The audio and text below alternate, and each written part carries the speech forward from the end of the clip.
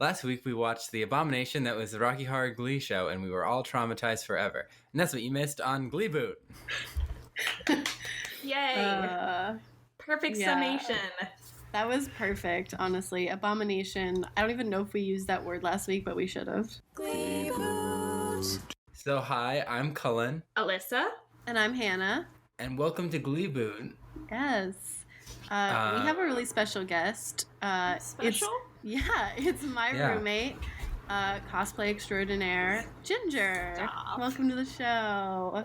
Welcome, Ginger. It's a roomie night. It's a night of roomies. And they were roommates. Oh my god. I've been dying to say that all day. I've been holding it in. Good. She woke up. What quality Vine reference can I make today? Exactly. Too bad we don't have a hot tub. Two bros chilling in a hot tub, 5 feet apart because coronavirus. Oh no. So yeah, we, as always, we're getting drunk and we're talking about Glee and how we would reboot it. What are we drinking tonight? I made up my drink. It's pretty good. Kind of summery, minty. If I had fresh mint to put in it, I would, but I don't. It's 1 ounce gin, 1 ounce vermouth, 1 ounce pomegranate, less than half an ounce of lemon juice, and shaken together with frozen berries instead of ice, which sit in the drink. Oh my god, That's dude. classy. That sounds really good. It's really, really yummy. I was What are you gonna call it? surprised. I don't know. We need to think of a name. We need a good Glee name. What about the Quinn Fabray? I feel like Quinn would drink that. Because it's classy. Yeah. Yeah. Okay. Quinn Fabray it is. Cullen, what are you drinking? I'm drinking a mix of pumpkin and cocoa liqueur. And I'm calling it the Blaine Warbler because it's kind of a creamy brown, like Blaine's doe eyes. I can taste it now. Blaine's eyes are not that color. Yeah, it's lighter than his color, but it's still brown. I love it. So we are both drinking Jesse St. Jameson's, but actually it's kind of a mix of a cherry Jesse St. Jameson because we use cherry Coke, and then we have our bar right here at our desk, and so we're going to be mixing in the middle of the episode as we record. But now it's sort of like a low-cal Jesse St. Jameson because we have a Coke Zero now. Wow. Yeah. Perfect. I want to know what Ginger's relationship to Glee is. Oh my goodness. Okay. I'm ready. So we had a Glee club that was after school, but I was also in show choir, which was a class. This was peak Glee age. And so, Hence the reason I started watching Glee was because I was already involved in this activity. And my teachers were first like, oh my gosh, there's this show coming out about Glee Club and it's going to be so cool. And then they were like, oh God, why did we tell you to watch this? Yeah. But so we got really into it, watched the first season, kind of fell off the boat a little bit, got really into a Harry Potter musical, fell desperately in love with Darren Criss, and then hopped right back on the train as soon as he was introduced as a warbler. Yeah, Darren Criss is Blaine, who is Cullen's Glee boyfriend. Yes, according to BuzzFeed, he is my Glee boyfriend. You lucky duck. Is he someone in a Harry Potter musical? He's Harry. Harry freaking Potter. I know, it's so hard to recognize him without glasses and that amazing curly hair. But yeah, so let's go over your Glee quiz results, because you definitely took the character and the boyfriend. Okay, so I'm gonna start with my boyfriend, because a couple days ago, I went into my closet, I found some things, we made it work, I cosplayed Blaine. I saw, it was quality. It made me feel like a beautiful man. Honestly. But so I took the Glee boyfriend quiz and I got Kurt. So it lines up. So it works out. I was so excited about that. But then I took the Who Am I, and I'm not gonna lie, I fully 110% expected it to give me Rachel. I think Hannah and I both expected it to give me Rachel. And I got Finn. Yes! I don't know what about Finn. Like, maybe he's like got a good heart. Like, that's good, but I don't know. Finn is He's hard to nail down. He's so dumb. It's true. He's such an idiot. In my prime peak Glee watching days, back when I thought the show was brilliant, I super identified with Rachel. I was like, she's ambitious. She knows what she wants. I identified with all of her struggles. And then rewatching it, I'm like, ooh. Yikes. A very not big Rachel episode. And in a weird way, it kind of didn't feel like Glee. I don't know how to Right? put I it. did say that right after the episode. I was like, Rachel Didn't. said what? A word? Maybe she didn't even say anything. I think she had one. Should we count Rachel's lines this episode? For the first 'cause time of Rachel Tina time? had a lot of lines. Yeah. She did. said some words. Don't remember what they were. Yeah, no, I was like, where's Rachel in this? And Rachel really is the protagonist of Glee. So without her, it felt like... Yeah, I do think it's really interesting because I was saying this earlier to Hannah. I feel like they set up the show from the very first episode to make you think that Finn is the protagonist. But I always felt much more like it was Rachel and Kurt who were the protagonists. Because they have more wants. Yeah. Like, they want more things, where Finn is a main character, but he's not as driven as Kurt and Rachel. Right. Yeah, Right. he just kind of wanders and does dumb He definitely things. feels like the main character in the pilot episode, though. Mhm. I think you're does. right. Yeah. So earlier you asked us who our favorite Glee character was. Yes. Which we have never talked about before. Like, just in general, who do we like? I don't even know. It doesn't have to even be one favorite. It can be like, these are people that we relatively enjoy most of the time.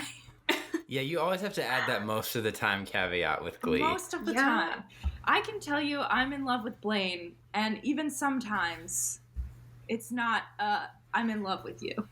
I love you, but I'm not in love But with I'm not you. in love with you in this moment right now. Yeah. See, I've only known Blaine for what? 2 episodes now? One episode. One. One episode. Are you ahead of us I already? cannot say that he's my favorite. I don't know. Maybe Mercedes and Quinn are kind of like... Mercedes. But even Quinn has a lot of moments where, like, you're not allowed to like her because the writers are like, no, she's mean. Yeah. Yeah, I love Quinn, and I do also really love Sam. Not this episode. Marshmallow. Not this episode. Maybe next week Yeah. he'll come back. Yeah, and I do love Blaine a lot. When we assigned ourselves, so Blaine is my Glee boyfriend, but also when we assigned a bunch of people we knew Glee characters, I was given Blaine. So, He's dating himself. Cullen is dating himself. I love myself. And then, so I do love Blaine, but I think Rachel and Finn are some of my favorites. Not always together. Together, they can be a bit of a nightmare sometimes. But Yeah. I love how much Rachel wants things, and I love Finn's doofy good heart. True. Yeah. I'm gonna go with, I really like Sam. There hasn't been a time where I like hated anything that's come out of his mouth yet. I don't remember him doing anything specific that I was like, I hate this right now. There were a lot of other people that did things. But I don't remember exactly what happened in this episode. I think I tried to block it out. We watched it last night, Yeah, so that's like, it wasn't even that long ago. Yeah. I really like Sam. He's my golden retriever. He Puppy. is. Look, he's like And a little golden her- retriever puppy. It's her Glee boyfriend, too. Yes. So, like, I dig his hair. I feel it. I bet that question will continuously change for me. Oh, So- definitely. Which is why we have our MVP and LVP of the week, because it changes so often. Oh, Mhm. yeah. Like, one week your favorite character will be your least favorite character. All right, so Never Been Kissed. What an episode. Alyssa, do you want to summarize it and that thought you had last night? What the? What? Oh, no. What are you I'm ready. talking about? Alyssa said, she's like, when people say that Glee hates women, I think of this episode now. Oh yeah, yeah, that's Okay. definitely true. So that's Cullen- hilarious. Well, Cullen was like, what? Even more than the power of Madonna, and I was like, yes, even more. I have so many notes about the power of Madonna in this episode. He just kept talking about the power of Madonna. And I was like, you don't understand. Like, I remember saying in The Power of Madonna, and we will obviously loop back to this later, But I was like, I know for a fact that these boys learn this lesson from Shu, and it will literally come up again and again. And the episode I was thinking of where it would come up was this whole storyline with Coach Beast. But I didn't know it was also in the We Meet Blaine episode. And I was crushed. Dude, same. Like, I literally, must have blocked that from my youth memory because I remember specifically that arc happening of Beast and, like, the boys, and then separately Blaine and the Warblers. And then I was like, why aren't we at the Warblers right now? What am I watching? Why aren't we always there in this episode? Why did we have to deal with this stuff? But yeah. Glee hates women. Okay, so every time you say that, Hannah, I'm like, yeah, okay, Glee hates women. I've heard it before. But I never truly understood until I watched this episode. Like, all the other stuff, it felt like maybe if you didn't look at it too closely, it could have gotten past. But this was blatant in your face, like, oh yeah, women fucking suck. It was the worst. I hated it. Women love to be treated badly and condescended to. We also love so angry. We love thanking men for doing things and saving us. We need knights to rescue us because we're unaesthetically pleasing on the outside, so we just need a knight in shining armor to tell us that we're pretty on the inside. Therefore, any guy would be lucky to have you, including myself, but I'm not really interested, but I'm still gonna kiss you. So let's a little bit of context. So you guys know that normally I write my notes, and often it takes me 5 hours to watch an episode because I have to keep pausing and writing things. But I was like, you know what? Today I'm watching it with someone else. I'm just gonna power right through. Literally 5 minutes into the episode, I had to stop and unpack everything in my notes, and we paused so many times because we were both just like freaking out. So it was a long, long watch. For a second, I was like, wait, is this even the episode where we have Blaine? Is poor Ginger in for a terrible surprise where she asked for a Blaine episode and then we give her this? Yeah, she asked for a Blaine episode and we're like, how about this instead? So we have the Cool Off storyline, we have the Kurt storyline, and we have the Puck and Artie storyline. I guess maybe Party, it's shorter, right? Yeah. I guess. Yeah. I think it's shorter. Yeah. So Puck comes back from juvie, and he's pretending like no one's excited. He's pretending like he ran the place, and he says that for his community service, he's going to be hanging out with Artie because he grabs Artie's wheelchair, and Artie's like, "Please push me down the back staircase. The pain will be equal, but the embarrassment will be less." And he's like, "No, I'm looking out for you. It's my community service, and I don't want to go back to juvie, and I don't want to pick up trash by the road because that's ghetto." Yeah. And then Artie's like, "Oh, so we're friends?" Ugh, there's a lot to unpack with Puck. And Puck is like, "No. Let's go steal food from the cafeteria." He's basically like, I'm essentially using you as my little sidekick that I can play off as me being a good person if anyone asks. It's so gross. Also, he got earrings, and I think that's more gross. It's more gross. Wait, he didn't have earrings before? I don't think so. I definitely thought he did. I don't think so either. Also, he has his like mohawk coming back. I'm not about it. I mean, I wasn't too off-put by this scene. Not necessarily because it wasn't a bad scene, because it was. But I just expected it from Puck. True. In my birthday in the 10th grade, someone got me a Team Puck shirt. What? Those exist? They sure did. What? Why? Yeah, I was pretty upset about it. As you should be. I hope you never talk to that person again. Was this around the time of Team Jacob and Team... It was. It was around the same time. So they were doing Team Everything because they thought it was cool. Also, Puck is the worst. Why would anybody be Team Puck? Yeah, no he's Puck is so literally like a rapist. Like, he literally assaulted Quinn. Like, that's how she got pregnant. He's an awful person. Which is why I was like, all right, so you're treating Artie like shit. What's new? Yeah. And then he brings out the worst in Artie, too. He really does. Mm-hmm. And there's a lot of bad to bring out there. Uh-huh. They start doing... He gets Artie to, like, basically help him busk outside the school. Because he's like, I learned in juvie that cash is king. And so they start singing One. Is it called One or One Love? I think it's One Love? By Bob Marley. Yeah. Yep. Yeah. Didn't care for it. Yeah. He's literally singing about how everything's gonna be all right if you look to God. And you're the kid that just got out of juvie and arguably has sinned more than anyone else in this school. And he's and is currently sinning as he's singing the song. Yeah, you're literally currently breaking the rule. Yeah, and he's also like intimidating, threatening people. Yeah.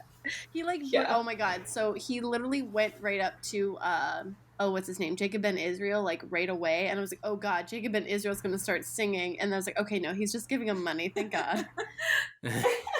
Yeah, I always get nervous when I see Jacob. Maybe they were trying to be ironic, but it did not work. No, it didn't. It didn't work. It was just him being a terrible person again. After the song, Artie is looking at Brittany and Santana talking, and he's like, oh, do you, like, dig her? And he's like, oh, she was my first, but I was kind of mean to her, but I want her back. Yes, and he literally said... I literally, like... You got two Hannahs on the show this week. That's the thing about chicks, is you only have to be a fraction as nice as you are mean to them to get them to like you. Again. It's so awful. Get them to like you again. So he brings up the thing about Brittany being his first, and then he's like, oh yeah, but like I was kind of mean. That happened literally last episode, right? That they had sex? No, that was duets, so that was a couple episodes ago. The Rocky Horror Picture Show episode is like a weird aberration in the middle of this, where like nothing seems to remember that it happened.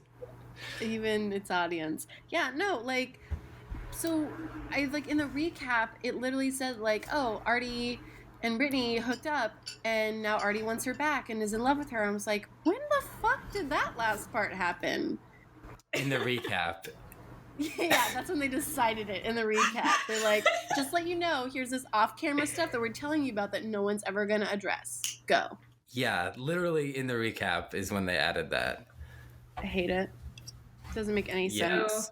Yeah, I mean, we all know I hate Artie, and this just solidified that even more. Every time he becomes a three-dimensional character, he becomes less likable. Yeah. Yeah. So Puck is like, okay, we're going to get them back. So they walk into the choir room, and they basically just neg Santana and Brittany. I was so upset that immediately after the line, if we can't find hotter chicks, we'll show up, that they're both like, oh my god, they're so cool. Yeah, like, it was humiliating. I'm sorry. You love being a second choice? Yeah, because also, like, that's when, like, they're in the choir room and all the girls are, like, prepping for their costumes and stuff like that. Because as they walk in, Rachel's like, Rachel did say a line. Yes, Rachel said a line. They're, like, prepping, and all of this is happening right in front of them, and none of them are, like, trying to stand up for Brittany and Santana or be like, guys, what are you doing? Like, you're way better than this. Instead, they just, like, end on, like, a look from Quinn and Mercedes, from the Peanut Gallery, essentially. And it's like, really? Like, that was your choice? But again, I had to remember, like, oh, this episode's not about female empowerment. It's about female disempowerment and how Glee loves it. I felt actually humiliated watching this episode as a woman. Yeah. That's how awful it was. Like, okay, so these two guys come in and, like, insult you. Fine. Then you tell them that they're fucking idiots and to get out of your life. You don't suddenly just become enamored. That's ridiculous. Mm-hmm. I don't know. They're trying to play up the stereotype of, oh, they're only mean to me because they like me. Yeah. But it's a like, dangerous message for children. That's not a good message at all. No.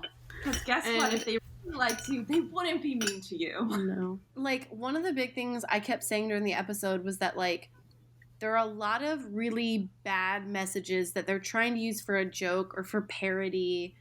And they do try to have some sort of lesson of it, sort of kind of the end. I guess not really for this storyline, but there's these like crazy messages they're putting out there without proper resolution, but sort of like surrounding some of these like really important messages and moments.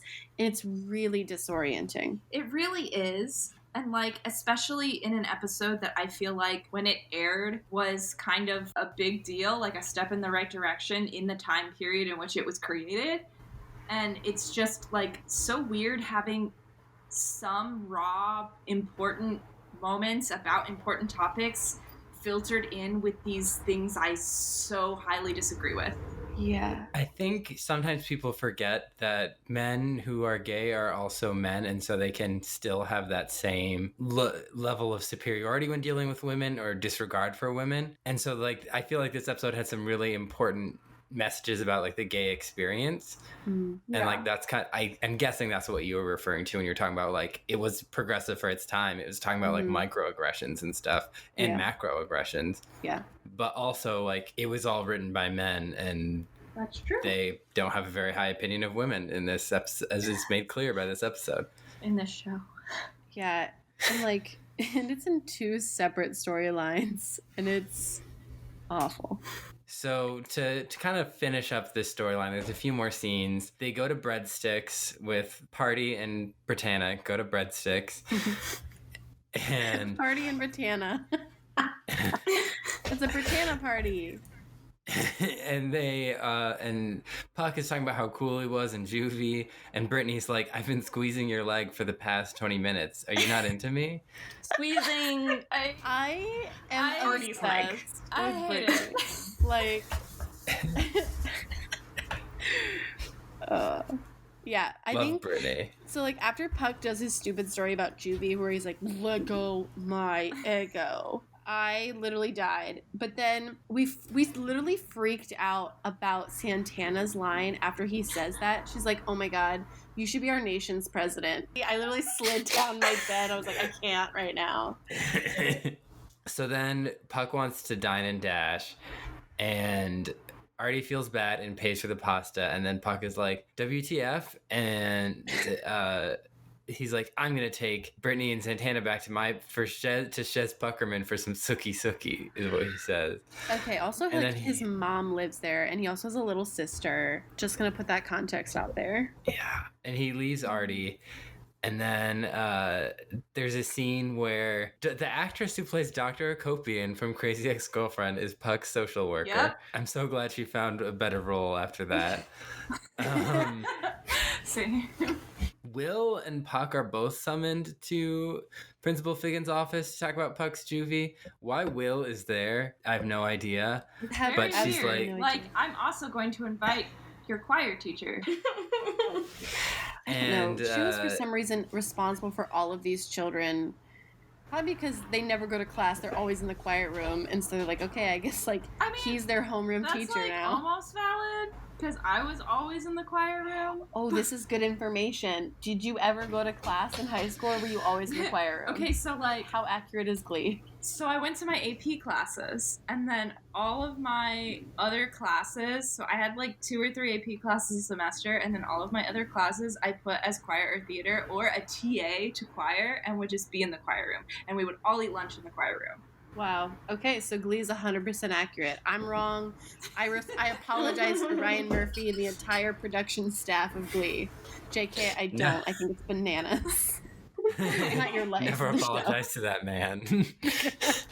Yeah, I will not be like Beast and apologize or thank him for any reason.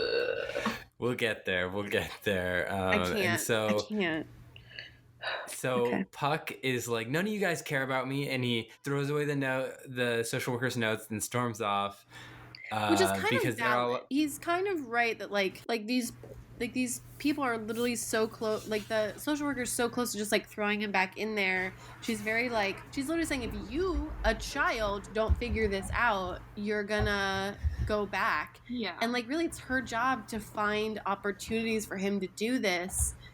that, like, regardless of whether he wants to or not, it's her job to be like, you have to do this. This is what you have been assigned. It's not really a choice. He's really, like, it's kind of valid, which is, like, another one of these, like, weird moments where it's like, I feel for you, and I definitely think you're making a critique of this system, but also, like, it's put around all this awful stuff about how he's just not a good person. Also, Shu immediately says, he's been a model student ever since he got back. Yeah, and she's like, all 3 days. Like, all 3 days. And then I'm like, in those 3 days, the first thing he said in the choir room was like, I ruled juvie. Yeah.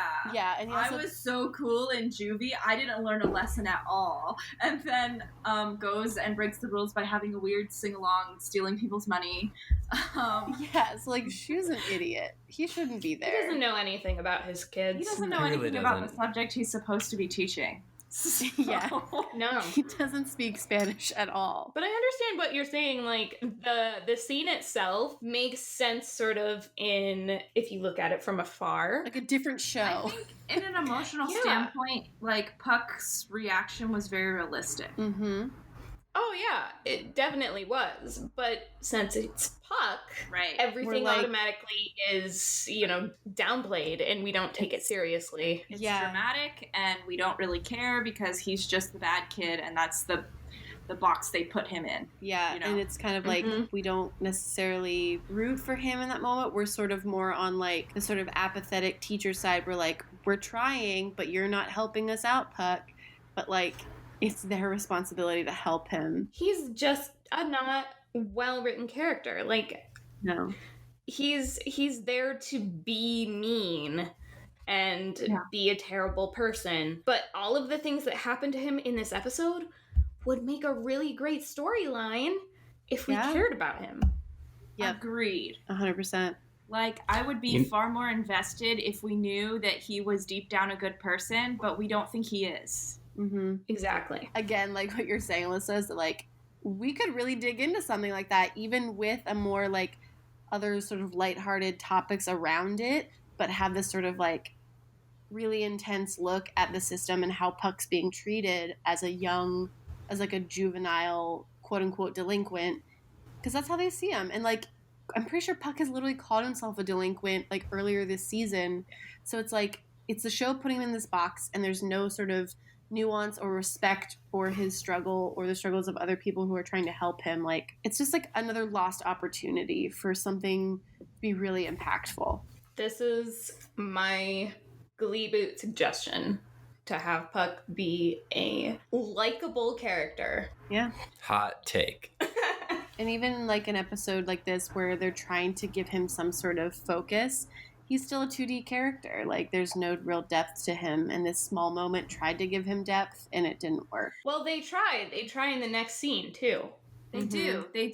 Because in the next scene, Puck apologizes to Artie, kind of, and is all like, I really don't want to go back there. And he's like, I thought you said you ruled juvie. And he's like, no, these guys, they, like, tore out my nipple ring, and these guys were scary. And so Artie agrees to, he's like, how about I tutor you in geometry while you pick up garbage, and we'll be little friends. And Puck agrees to it. Just pay me back for the pasta. Good. Yeah, I literally wrote down, are we supposed to feel bad now that he had a bad time in juvie? Question mark, question mark, question mark. Yeah. I think that it's really difficult for me to, they're trying to make me feel sympathetic, but I just don't care. Like, yeah, I get the whole trope of, I act like a tough guy, but I'm actually not as tough as I pretend that I am. Like, I'm finally showing weakness to a person that maybe I consider a friend.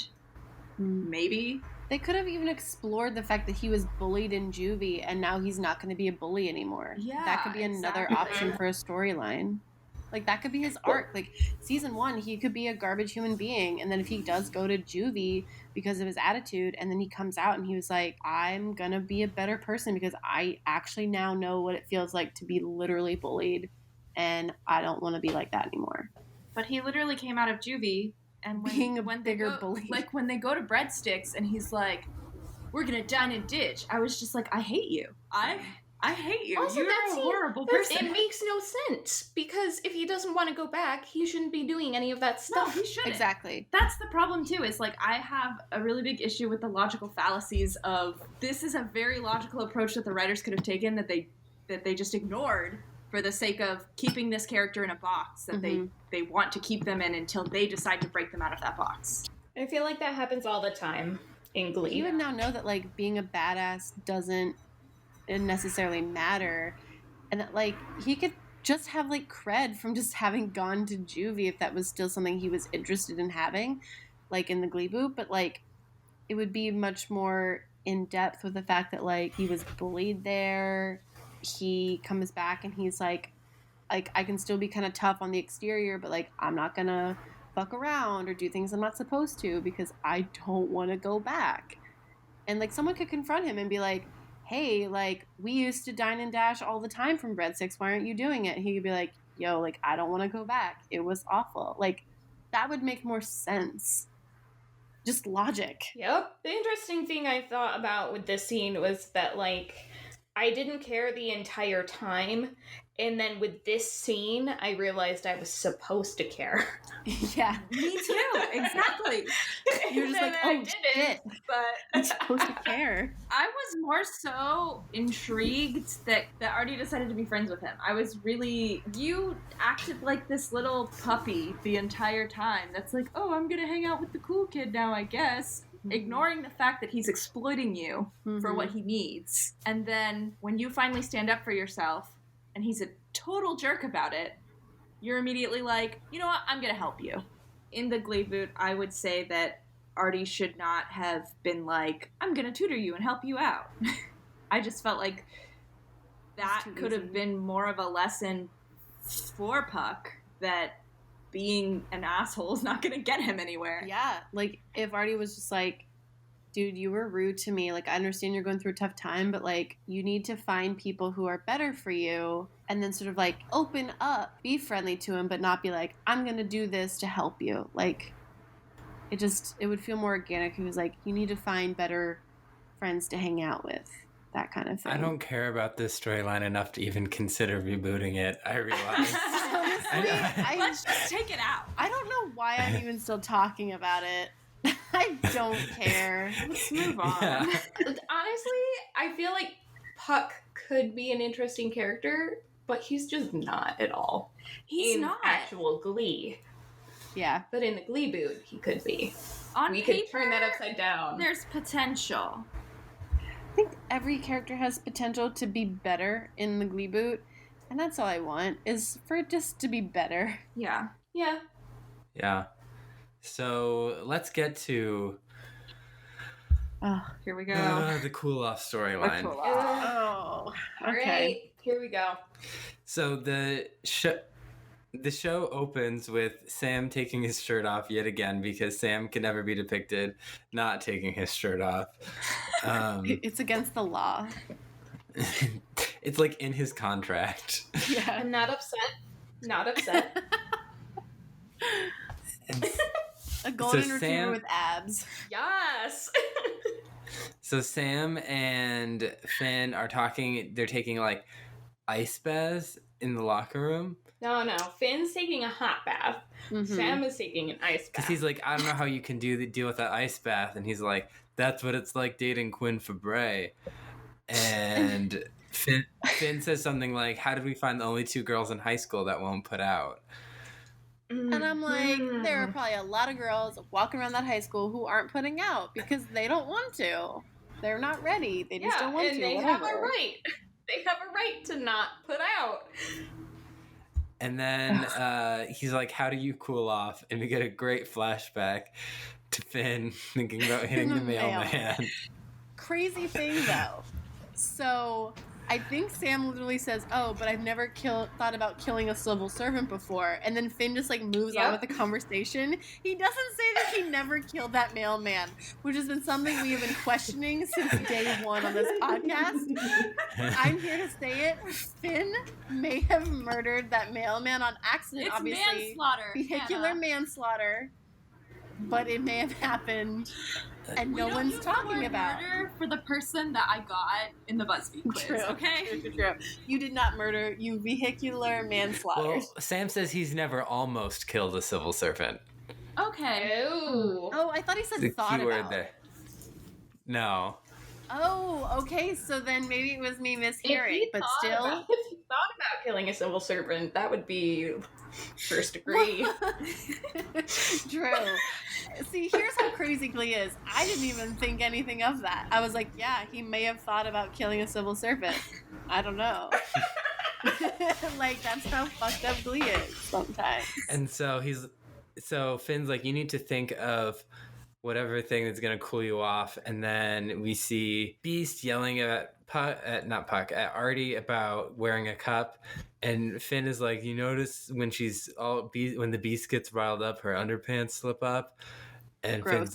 Sam's like, yeah. And he's like, I think you just found, did he say you just found your mailman?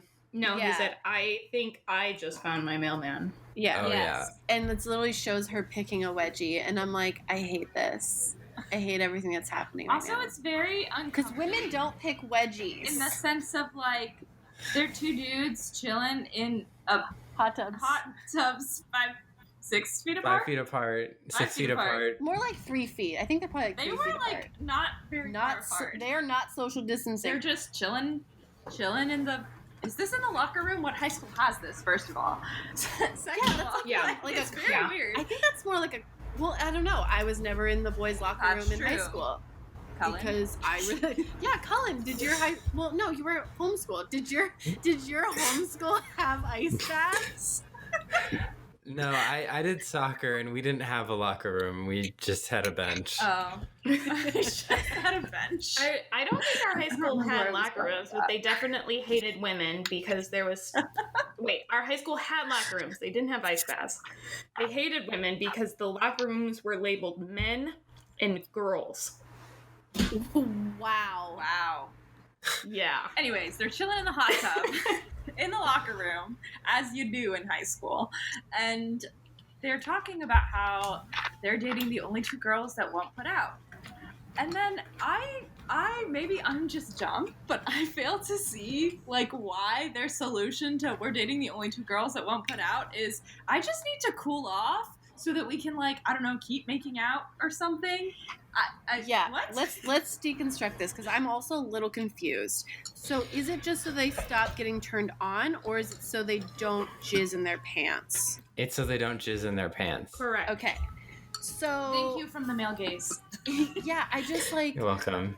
But then, we'll talk about this a little bit later, but then Tina also kind of uses it, so like... Yeah. Is she also using it to would not... she do that? But yeah, so like we were both of us were confused. We're like, okay, cool off. Like, are they talking about jizzing, or are they just talking about like just trying to like snap out of it if they have to like go to class? I actually for a minute thought it was like, is this so they can last longer? Like, I don't know. It was very weird concept to me. Yeah, I've never had the need to think of a mailman. I've never had to think about killing a civil servant so that I didn't jizz in my pants. So can't relate. I was literally like, Hannah doesn't even think of the mail. She doesn't think of the mailmen and women that deliver it. It just comes to her. But anyway, yeah, like I just could not relate to that, and that's why it was so confusing to me. But I do think about the mailman thing a lot, just in general life, because it's so fucking funny, even from like the first time we heard about it. It's kind of sad that they took a funny thing about Finn's character and used it to launch this really awful storyline. They really did. It's nothing holy for in Gleeverse. I hope anybody who's Only listening grilled cheese sandwiches. thinks about this the next time they're making out. I'm not gonna lie, I have thought about the mailman thing making out with people before. Just because it just happened. I just think about it because it's so funny. Yeah. Anyway. Yeah, so then Sam and Quinn are making out next to her Virgin Mary statue. So I guess we know what denomination Quinn is now. Well, also the very first time we see this sort of scene happen is like the sort of, I guess, a flashback of her and Sam, like when he's talking about it with Finn, and like they literally make her out to be very like not, I don't want to say aggressive, but like very frigid in a way. And this is obviously like the writers sort of doing that thing where like Quinn's personality, her sort of roughness is coming out, and it just like made me really uncomfy. Well, I mean, the whole thing that is like the girl's fault. Yes. It was very annoying. Why don't you just let him touch you? Why aren't you just comfortable with it, Quinn? Oh my god. Because he's like, how about a little something? And she's like, something always leads to something more, and I've been there, and I know that. And I'm like, she was pregnant and kicked out of her home. Exactly. Like, she's so valid. Like, why are they trying to villainize her now? Why are they trying to make her seem like she's like... Oh, it's because Glee hates women. Oh, you're right. Shit, I just remembered that again. Yeah, so... We cut to them making out again by a roaring fireplace. I wrote, why is there a fireplace? Why is there a fireplace? And Quinn's like, is this hot enough for you? And I'm like, does she mean the fireplace? I also thought that too. I was like, she's like, I wanted her to be like, should I throw another log on? I really thought the writers were like, guys, I've got it. This is perfect. Ryan Murphy's like in front of a fireplace. A fire. Quinn, is this hot enough for you? And then Sam, I'll put another log on. No, we're gonna cut that line. Cut that line. Again, another professional excerpt right from the writer's room, guys. We got these hot clips for you. And so they're making out, and Sam says Beast because he's thinking about Coach Beast cutting meat. Oh, that was the worst thing that I've ever had to witness with my two eyes. I wanted to put bleach in them. Is he thinking about her, like, chopping his dick off? Is what I kept thinking She's of. like chopping ribs. Is he more disgusted by Beast or by meat? True. Is he a vegetarian? Do we have any evidence on his vegetarianism? I think he says he eats chicken. Okay. He's a pescatarian. He's a pescatarian. She was chopping like beef or lamb. Pescatarian isn't chicken. Pescatarian is fish. Oh, you're right. Oh, yeah. So he was a pescatarian with a chicken affinity. That's the proof we have. I was a pollotarian where I only ate chicken. This kind of comes into what we talked about before, that like Glee often will pick out stuff about actors and they put it into the show. And like, I can't imagine that actor necessarily being comfortable with the storyline or like those scenes that she had to shoot. Which one? Beast? Yeah. Okay, like, yeah. I was thinking this too.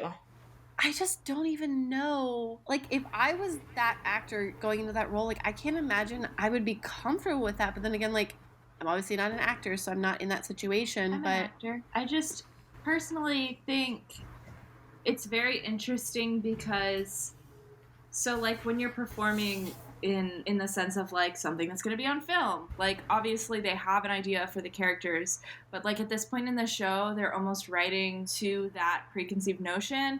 And the preconceived notion is directly based in her image, and they cast her and made her look a specific way, and it's very derogatory. Mm-hmm. Like, if I were the actor, I would be offended.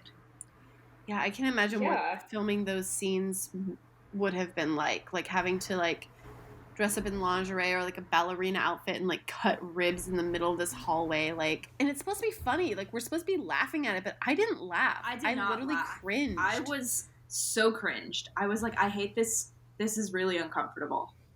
Well, it's insulting, and anyone who has a brain and a heart would know that. Yeah. And it's just... So watching it is... It's literally secondhand embarrassment. Yeah. Yeah. I do wonder, how come they say Beast, he says Beast's name in the height of passion if he's supposed to be cooling off? But I don't want to get too into it. That's what I was thinking too. Yeah. And it's almost absurd that they talk about or bring forward a sorry, my cat. They bring forward she's very passionate about Beast. Yeah. She came up onto the bed and screamed in our face halfway through the episode, and we're like, we know, it's awful. Fiero hated this episode. #podcat. Podcast. But yeah, I think it's a very weird choice in general of the structure of the episode to have such a like personal fantasy type situation be spoken about between friends, be brought up, be said in the height of a sexual or at least almost sexual encounter sense in such a derogatory fashion. Like I don't feel like this is something that would ever be brought up in a school setting between friends, between a teacher, for God's sake, and then even into the teacher telling the other teacher that this is a thing that his students oh god fantasize about. Yeah, like it's just so off the wall to me that kind of thinking even progressed to words, you know? Yeah, like, so I think about the next scene is probably Tina and Mike using it, right? Yeah. So, like, and that whole scene is where it really tripped me up because Tina, so, like, Mike's, like, at his locker with Tina, and she's like, so wait, thinking about Beast makes you cool off, and they're, like, both excited about cooling using off. it, but I don't understand why. They both want to be like, we just want to not go far. But wouldn't that just pull you out of the whole situation if you're thinking about something so repulsive? Like, you wouldn't want to keep making out. Like, you would just be like, they all seemed pleased after they said it. It was not, oh God, Beast. It was Beast. And they kept going. It just doesn't make any sense. Oh Lord, Glee doesn't make sense. I know. I'm so upset. I don't know why I'm so mad. This reminds me of a meme. It's a SpongeBob meme. I'm here for your SpongeBob memes. So they were talking, it's a Plankton one, and someone was like, Plankton designed Karen, who constantly humiliates and belittles him. That means Plankton must have a humiliation fetish, and he made her that way. And then someone commented below that was like, you know, have you ever realized that just because you have some thoughts doesn't mean you need to say that? That's accurate. And that's how I feel about this whole thing. Like, I agree. Because I'm like, do these people have a like fetish for this? And then I'm like, no one wants to know. I don't feel like I have ever, and like with your best friends and your roommates and, you know, people that you're close to. Yeah, you talk about like your romantic and sexual lives, but never in my life like have I brought up, this is a thing that I need to say to cool down, and it's this specific person doing this specific thing. This is what I think about. Because this repulses me. So I don't want to have sex with my partner. It's so, like, I get the context of, like, being like, I don't want to, like, have to go clean up, or, like, I got to get to class. Like, I get that part, but, like, the fact that, like, when we first see Finn using it in the episode, obviously it's the mailman, he thinks about it and then he like smiles and rolls over and keeps making out with Rachel, and I'm like, wouldn't that just pull you completely out of the situation? I feel like in that moment I would be like, all right, we're done here, I'm gonna go take a shower. Like, we're done. I'm gonna go eat something. I just thought about killing someone, so I don't really want your tongue in my mouth anymore. So exasperated sigh. Quinn talks to Sue about it, and Sue is like thinks that Beast and Sam might be doing something, and she's like, this may be the key to getting Beast fired, and so you need to confront. Crazy, because this kind of idea already happened a couple episodes ago, like when we first meet Beast, I think, where she gets Brittany to tell Principal Figgins that Beast assaulted her, and it's like, why are we looping back? It's like, this is another one of those like really toxic messages that they're using as a joke or some sort of weird plot device, and they're not resolving it. So Quinn confronts Sam about it in the hallway and is like, I get that you like women who are strong, or like, and she doesn't use that term, but it's like she has a position of authority over you, and he's like, he doesn't want to tell her what's up, and so they're like because arguing. Because he knows it's gonna hurt someone's feelings. Yeah, and actually, I think he just didn't want to say it in the middle of the hallway. Yeah, that's what I think. So? I think he didn't want to be embarrassed, and you know, tell her in fight levels, like, I'm fighting with you, so my tone is at this level where a good number of people can hear me, and it's full of students that they don't know. Yeah. Those students I think he never just listen didn't want to to be anything. embarrassed. Remember that time Shu and Emma planned to have sex in front of a bunch of students? I mean, they didn't want to have sex in front of the students. They made their plans while other students walked past them. They were specifically, the director in this episode told all of the student extras to look at Finn and Sam as they were fighting. Quinn. Yeah. Oh, yes. Quinn and Sam. Yeah, it's okay. Quinn and Sam. I called Artie Kurt earlier. Yeah. It happens all the time, especially with Finn and Quinn. Yeah. They say not to name characters with the same letter at the beginning of the name, but I'm gonna say that you probably shouldn't make characters' names rhyme either. Yeah. Just use none of the same letters in any of the names, okay? Use all 26 letters originally. Rachel, you've already used A. No Artie. Artie has a T, just like Kurt, okay? Okay, so Artie is out of the show. Cool. God. So Rachel is not Rachel. We weren't talking. She's not in this. She did nothing. Rachel's not in this episode at all. Who's Rachel?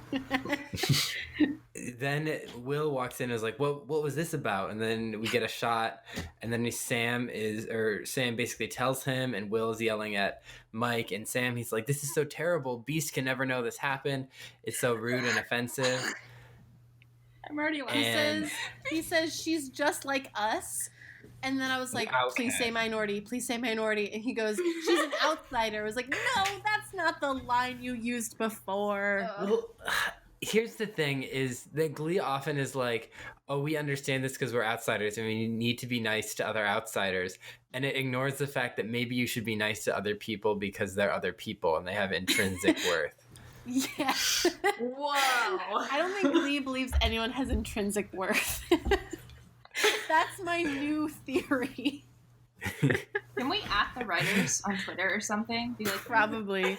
I'm sure Ryan Murphy gets a ton of abuse about Glee. Worth? You specifically. Yeah. So Ginger and I talked a little bit how, in a weird way, Shu's sort of yelling at them was sort of the first time I've ever seen him punish students in a certain way for something they've done or said. And it was actually kind of I was kind of beside myself. And then, of course, the rest of the storyline happened. But, this sort of moment is something that, should happen in every episode anytime something like this is brought up. People should know, you did something wrong.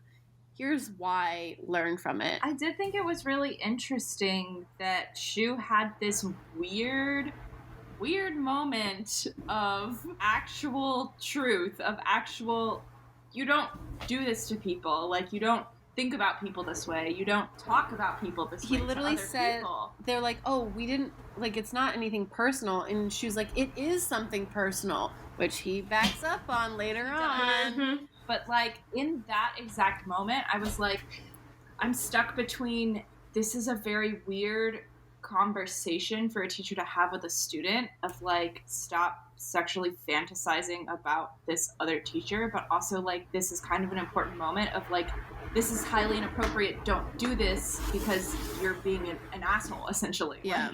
He kind of put on that mentor hat for a second. Yeah, it felt deserved, which is not something I often say when in regards to Schuster. Yeah. Right? Schuster doing something that makes sense and fits in his role as teacher.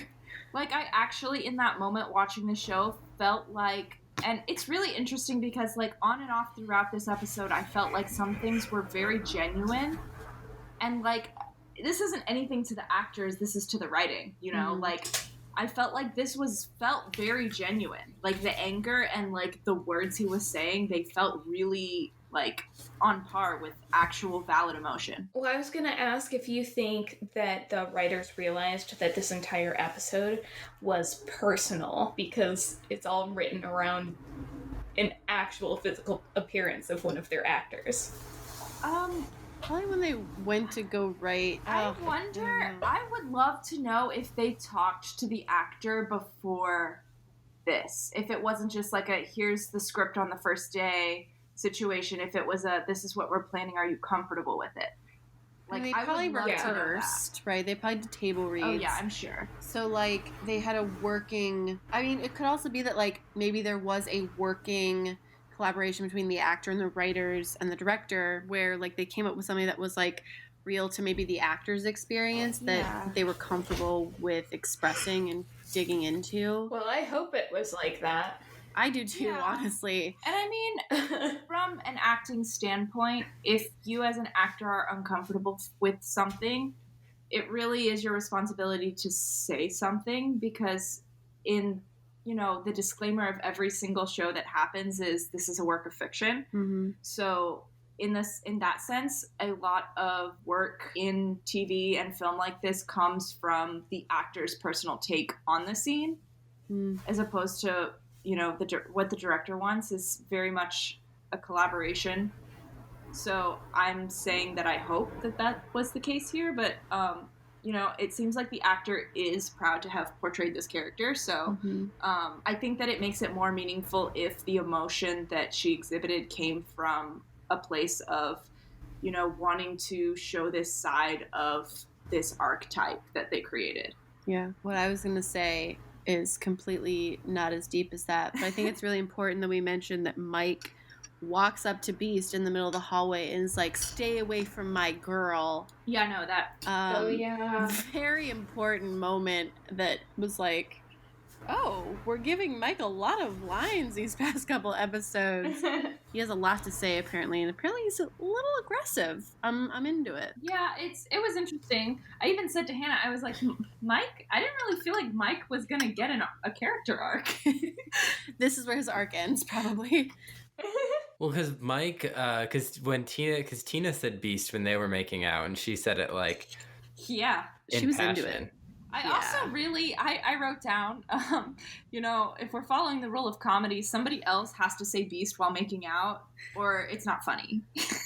Yeah, because two people have done it, so I'm just waiting for the third person to do it, and nobody did it, so clearly this is not funny. And we're all like, you're right, Glee. It's not funny. Why the fuck did you do this? So Shannon Beast talks to Will and is like, hey, your kids have been acting weird around me. One of them even told me to stay away from their girl.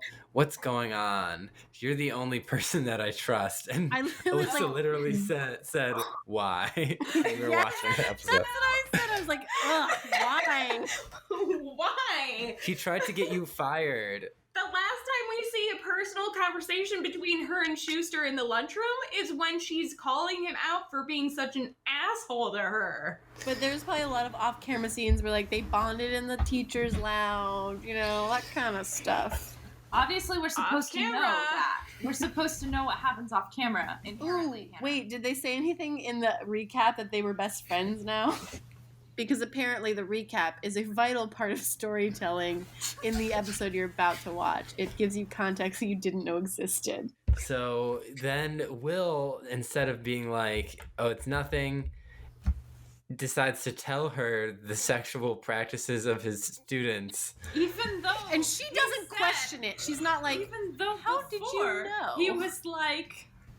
First of all, I was very concerned that apparently Will explicitly knew exactly what the students fantasized about. Yeah. Like, as if they explicitly told him, I specifically pictured Beast in lingerie cutting lamb. Like, first of all, he knew that. Second of all, like, I just thought that it was super weird that he tells her after he specifically says, nobody can tell her. She can't find out. And then it's literally like, she barely twists his arm. And then but he's you know like, what? fine. It's because he's such a nice guy, he's guys. So nice. He's so nice. He's a nice, he can't help it but tell her. You know, has to be there to save her from these horrible, mean students. His whole like conversation with her is literally like, don't take this personally. It's nothing personal. And like, I'm assuming that's supposed to be a clever writer turn where he's like not living up to the words that he gave the students. But you know what? It just makes him seem like an asshole. How the hell would that not be personal? That is a direct attack on my students think that you are physically unattractive to the point where they use you to make themselves not want to do anything romantic with anyone. And that's what she That says. is entirely personal. Yeah, that's how Beast responds. She's like, it is personal. It can be more personal, and leaves. And Which he's is just valid. like, Her feelings are completely valid in that moment. I think in a weird way, we're supposed to feel more worse for Shu than we are for Beast, because it's like, oh, he had to tell her this. Oh, it's so sad. Because we don't spend any time seeing how she reacts, because obviously we don't care because she's a woman. Wow. You're right. We see his reaction scene, but we don't see hers. Yeah. The scene of Wow. Aftermath is his reaction, or the moment of Aftermath is his reaction. We don't see anything from her. We're supposed to feel really bad for him. I really felt like in that moment, very uncomfortable that Shu actually sat down and said what he said. Yeah, I thought that was a bad idea. In compromising positions. Yeah. the compromising positions way he phrased it made it even worse. It did. Yeah. I was like, compromising what? That's why she was like, explain it. Compromising how? Yeah. Rather than they just think of you. Like in lingerie, like he said, or compromising could be like something way worse. Glee wanted to humiliate this character even more. And I also just think that it's like frustrating in a standpoint of like, you have a mask presenting woman, and that's what you're going to literally shoe in on. Shoe in on that a masculine-esque woman is immediately unattractive to everyone. It's gross. Yeah. It's almost like Hollywood has really bad standards for what's attractive. True. Snaps. So then during the girls' performance, because during all of this, there's a girls versus boys competition. Oh, yeah. And the girls perform because they're supposed to do the girls are supposed to do songs like not punk rock, like classic rock songs traditionally sung by men. And the men are supposed to do songs traditionally sung by women. And I just did that too. I called them men and girls. Wow. Wow. Cullen hates women too. I've watched too much Glee. I really hate didn't women. like the assignment of we're gonna do girls versus boys. You know, I just immediately was like, I don't. It was honestly just the show being like, hey, remember we did this last season? We're like, yeah, and you made all the kids take drugs. Moving on. Well, I was wondering if the reason why they did it, actually, while I was watching it, I was like, I wonder if that episode got like a lot of attention, or a lot of people watched it. So they're gonna do it again. Maybe. So that they could have used it in their promos. Like, also, really glad that they decided not to use the same dresses that they did for Walking on Sunshine mashup. Remember that, Alyssa? Remember us screaming about the yellow moo-moos? Yep, I remember the dresses. I remember the hair. The hair. I remember. I remember it. Yeah, so they do a mashup of "Start Me Up" and "Living on a Prayer," which was a pretty good mashup, actually. It was a banger. It kind of slapped. And then Becky walks in and she gives, because Becky Schuster is all like, oh, what made you choose those songs? And then Becky hands him a note and you hear the actresses talking and he's just not paying attention. He's looking at Becky's note. And I'm like, wow, yeah. And so then he goes to the auditorium because it says Sue wants you to meet in the auditorium, and she shoots confetti cannons and is like, Beast got fired. Well, actually, she quit, which is basically the same thing. I'll take the W. So stupid the way they constructed that. Like, it starts with like, we got her fired. Talk. She quit? ? And I'm like, wow, that's some really good writing right there. So which is it? A. B. Why would you say we got her fired if she quit?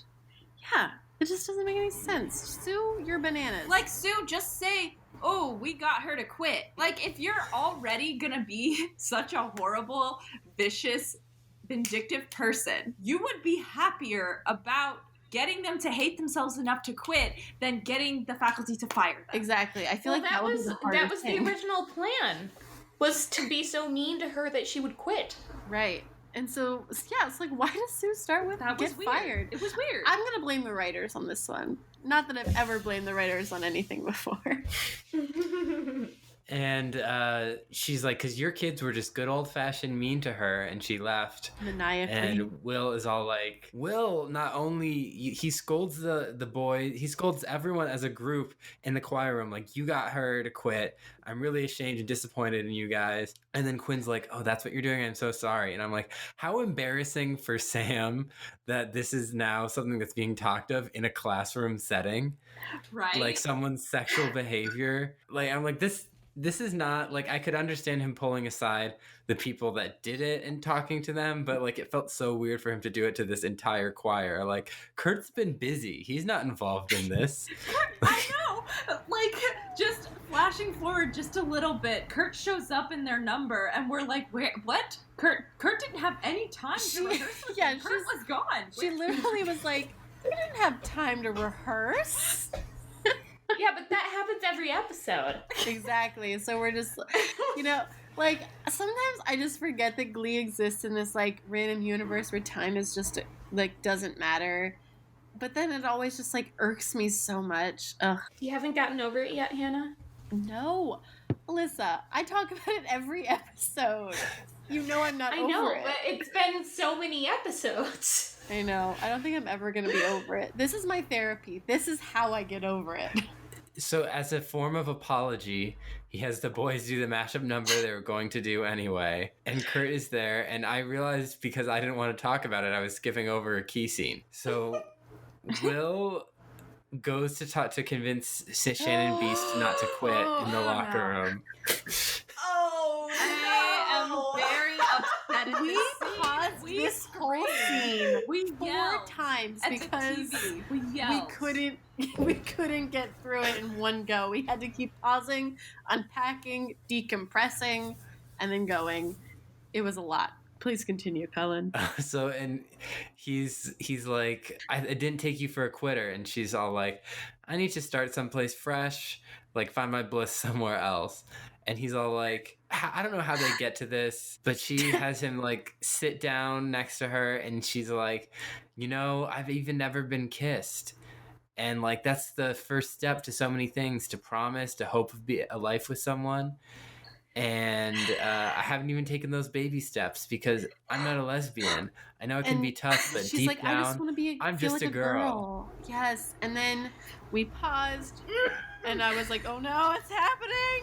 It's happening!" Literally, we paused it and screamed, and I was like, "Is he gonna kiss her? I really hope he doesn't kiss her." I was like, "He's gonna kiss her!" It was so uncomfortable. I don't want to know because I think it's gonna happen, and I'm not ready for it to happen yet. And we left it on pause for like a minute. And then we unpaused, and then what happened, Cullen? And then Will kisses her, and it's like he like grabs her chin, he kisses her, and then he's like, "And now you've been kissed." And she says, she hugs him. Oh. So let me just break it down for a second. So Coach specifically says that a kiss, that in her mind she considers a kiss the road to a future with someone, to whether it's sex, romance, marriage, all of those things that she's never experienced. And in my mind, I'm like, if Will has no intention of promising her any of those things, he has no right to kiss her. None. Yeah. It's literally so gross. It's literally an internal, oh, I'm a nice guy and a good guy who sees the value in you beyond what's skin deep. So I'm going to tell you I think you're beautiful no matter what and kiss you even though I have absolutely no intention of being with you. Essentially, and that's disgusting. It's a pity kiss. Yeah, it's so degrading. It's so like, here's my sloppy seconds, here's my little handout.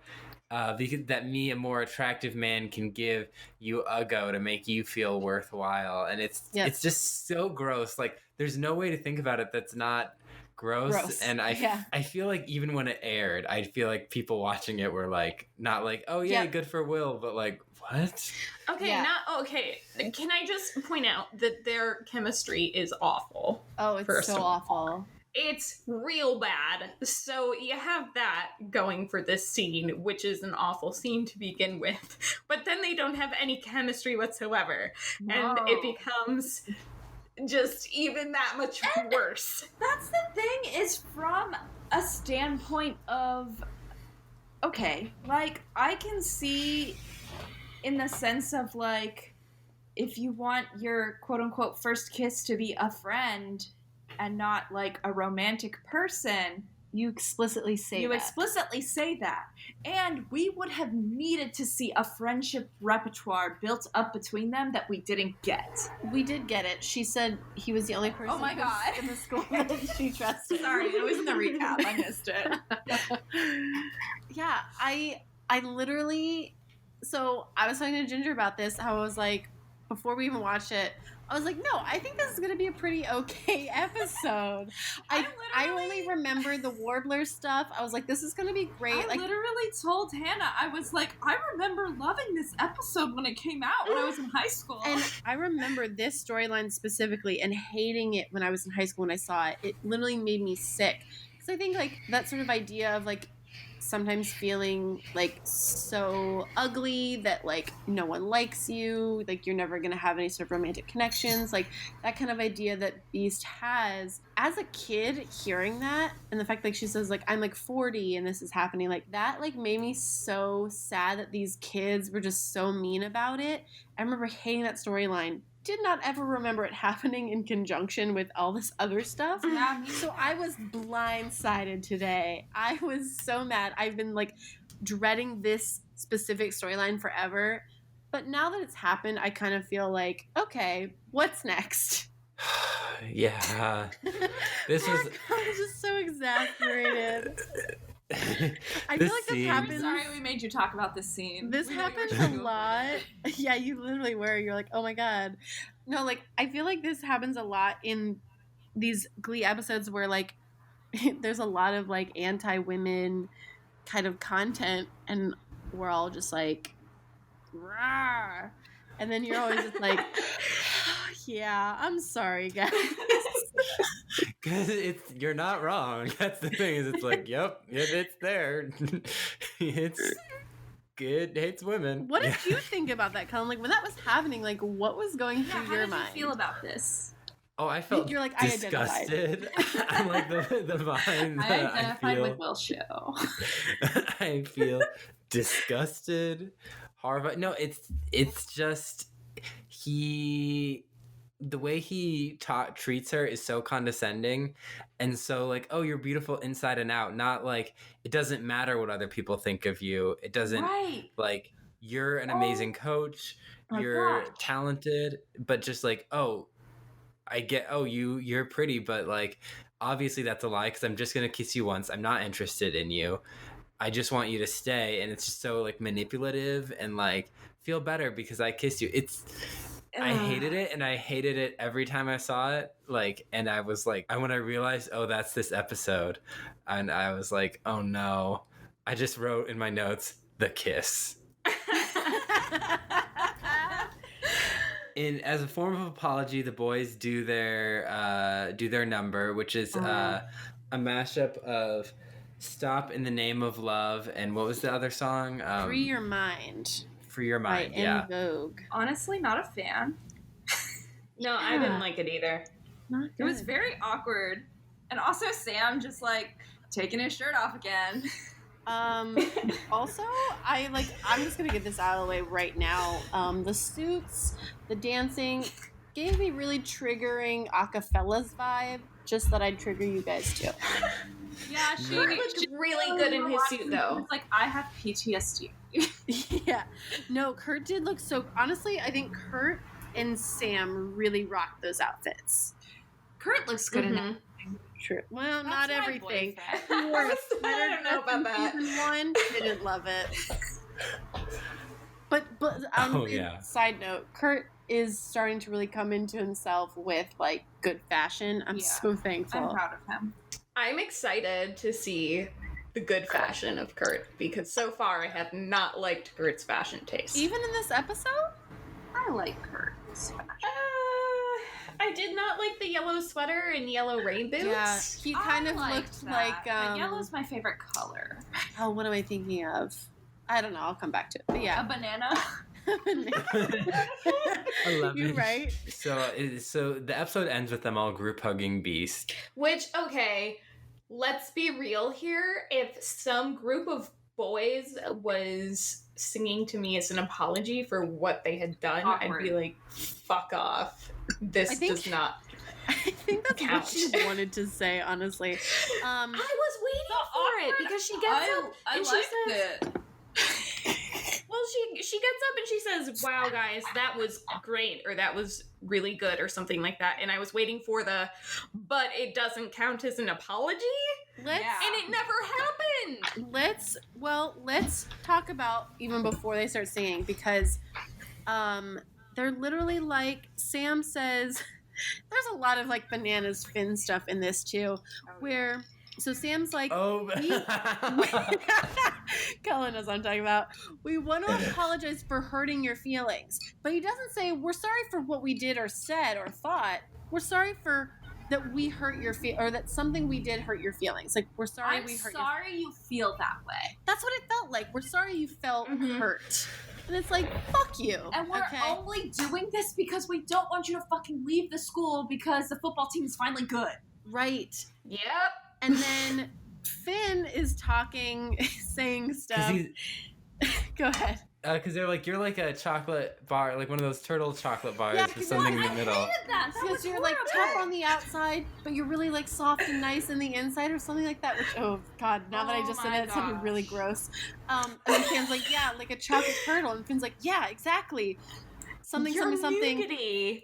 Yeah, you're nougaty. And he's like, you're like a mashup. And I was like, Finn, what? I literally wrote down, so you're saying, even though you're ugly, you're pretty cool on the inside. Like, that's essentially what they're saying to her, which is horrible. I wrote down, thanks, I hate it. I did love when Finn, though, was like, yeah, you're nougaty. You're nougaty. I hated when he was like, you're like a mashup. And I was like, Finn, what? No. What does that even mean? I was like, that's definitely the writers being like, you're like a mashup, because we're about to do a mashup. And then she should be like, what the fuck is a mashup? Like, that's what she should say. A mashed potato? Yeah, she's like, oh, you're calling me potato? Like, that's what should have happened. Is there a song about potatoes that they could have done? Hot potato, the wiggle. The Wiggles are back. That's what turns Rachel on. Oh my god, no! Oh no! The Wiggles concert. But no, like, I agree. Like, there's something missing that, like, I really don't think that's enough for her to be like, you know what? Yeah, I am going to stay. Like, that is so humiliating that what she went through.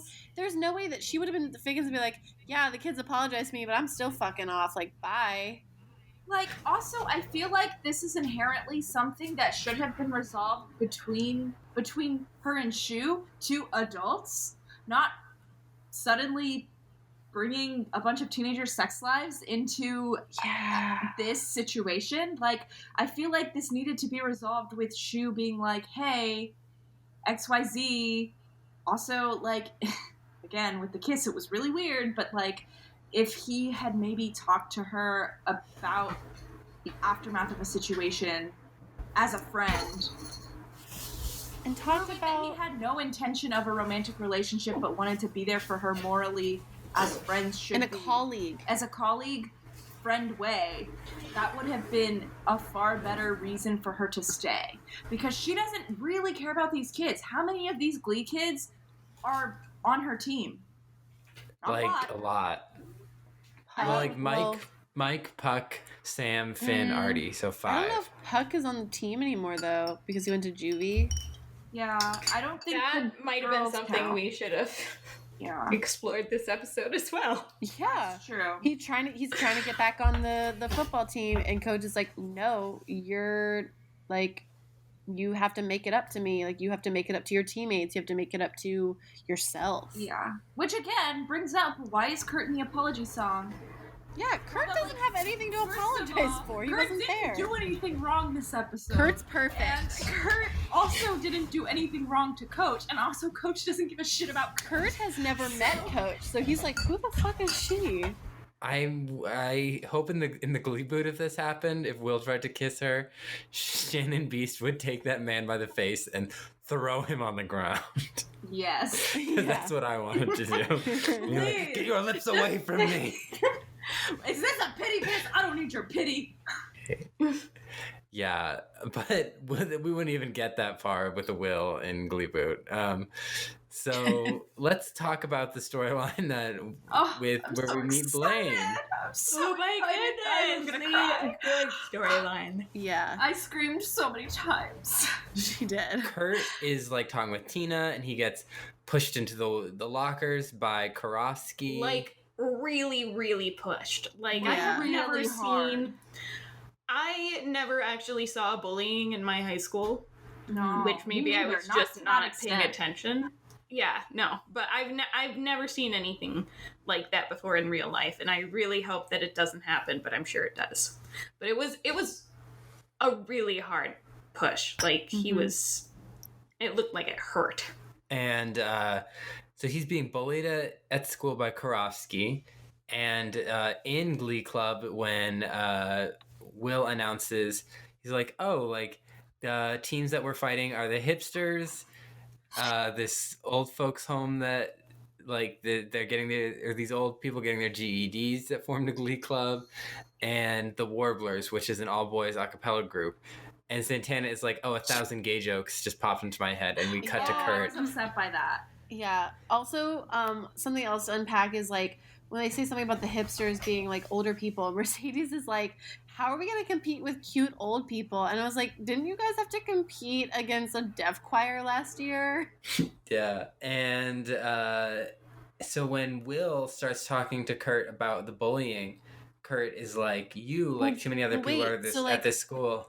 He breaks them up into the teams, right? And so Kurt goes to go with the girls, or I should say the women. And she was literally like, Kurt, again, I told you, you have to be with the boys. He doesn't even like look at Kurt when he says it. It's so degrading. I also just think that it's a really weird choice to be like, we're doing a boys versus girls tournament, right? And then obviously Kurt's not comfortable, like, as in not really best friends with all of the guys in Glee Club at this point. Like, he's definitely got more repertoire with with Rachel and with the girls, but like, I think it's a weird thing that they did that then reoccurred when Will's talking to Kurt about, why are you upset? Is it because I made you be on the boys team? I just think that it's a weird thing to bring up because Kurt is like openly gay, and I feel like it's interesting that they kind of are pulling gender identity into this when that's not really what this is. Yeah, like, I don't know why Shu didn't just give him the choice, be like, yeah, you're a guy, but like, I know you're better friends with some of these girls, so like, make your own decision. And that's the thing, is I really think, like, in my understanding of Kurt's character, Kurt fully identifies as a male who is gay. So like, in a sense of guys versus girls, he would be on the guys' team, but he should have said something like, I'm not really comfortable because I don't really like get along well with these men, as opposed to just, I'm gonna immediately revert to the girls' team because almost I consider myself a girl because I'm gay, which is two completely separate things. I think in this connotation, this show is before the time that we had like a full out understanding of the difference between sexual orientation and gender identity. Yeah, we talked about that a little bit last week with the Rocky Horror Glee show, where like Kurt literally said no to being Frankenfurter for whatever reasons, and then like in this episode he could have said like, no, I don't want to join because I don't get along with these guys, I get along with the girls, and make that choice. But like, even like other characters are confusing gender identity and sexuality, like when we go to have them like rehearse or and whatever. Like, it is kind of a public thing that Will just, like Hannah said, it's really degrading that he didn't look him in the eye, and he said it loudly for the whole Glee Club, like, Kurt, you have to be with the boys. You're not a girl. You have to be with the boys. Like, where it really should have been like, Kurt, come here. Listen, I need you to be with the boys. That's the assignment. And Kurt could have been like, well, I just don't really get along with them. It's like, I feel like that would have been more to truth than Will saying literally a direct order of, I want the guys to split up with the girls, and Kurt just immediately going to the girls. It seems kind of off kilter. Yeah, it's that symptom of its time, which sucks. Yeah, I agree with that. Which I will say, I think you're correct in saying that people didn't really understand gender identity at this time period. I certainly didn't when I was watching the show, you know? Like, I feel like my understanding of gender identity only came within the past maybe 3 or 4 years. Yeah, no, I think that's super valid. But yeah, it is uncomfortable the way he treats Kurt and all the microaggressions that Kurt deals with, even in the choir room, which is supposed to be his safe space. And so I thought it was actually really interesting when they actually let Kurt call Will out on letting all the homophobia slide, because Will lets people say some pretty awful stuff in the choir room. Oh yeah, we talk about it all the time. Will watched Kurt be pushed into a locker and did nothing. And as a teacher, how did he not intervene in seeing bullying happening firsthand? Yeah, like that happens right before he goes into his office, and then like they're in his office and Shu's literally like essentially blaming Kurt for reacting the way he is to all this bullying. He's like, oh, like I see you're going through all this stuff. Like, why are you now... You've been handling this poorly recently. Yeah, like, why are you now, like, you're like, talking back to me and all this kind of stuff, and it's like... It's not, how can I help you through this bullying? How can I help to stop this bullying? It's, I think you're responding poorly to being literally bullied, literally shoved into a locker. Like, literally physically abused. Yeah. You're reacting poorly. Yeah, and then Kurt claps back with, your lesson plans are boring and repetitive. And I'm like, thank you. Yeah. I was like, snaps to Kurt. Like, boys versus girls. And so then Will comes back and is like, the girls have to do songs sung by men and the boys have to do songs sung by women.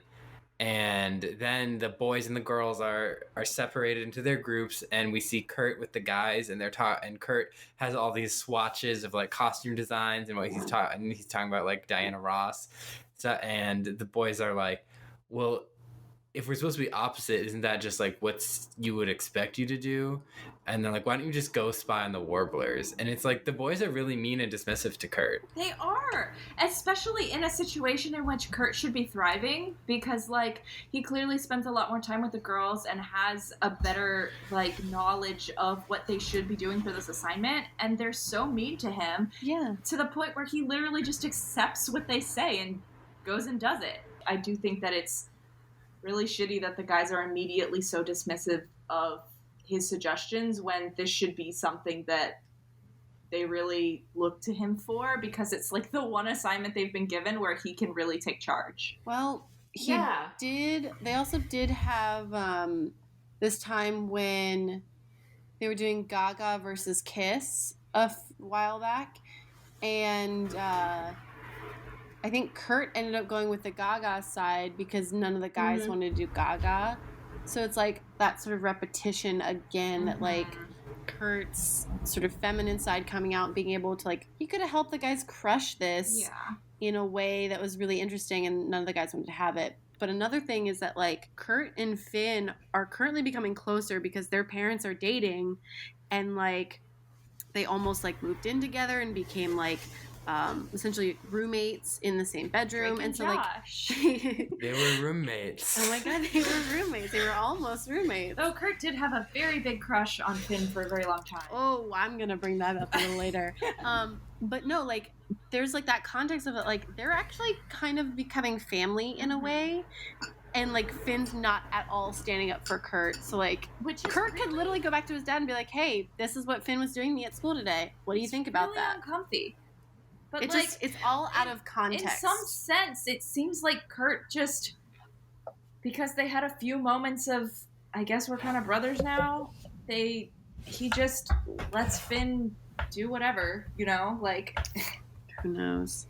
It's just like, it's... Well, I was expecting this scene. So this scene was, I thought, supposed to be a setup for the guys' failure at their lesson because they weren't including the one person who could help them. Oh, but instead, interesting. And I was expecting it. I was like, oh, okay, so Kurt's gonna go off and leave them alone, and they're gonna be an utter failure without him because they need him for this.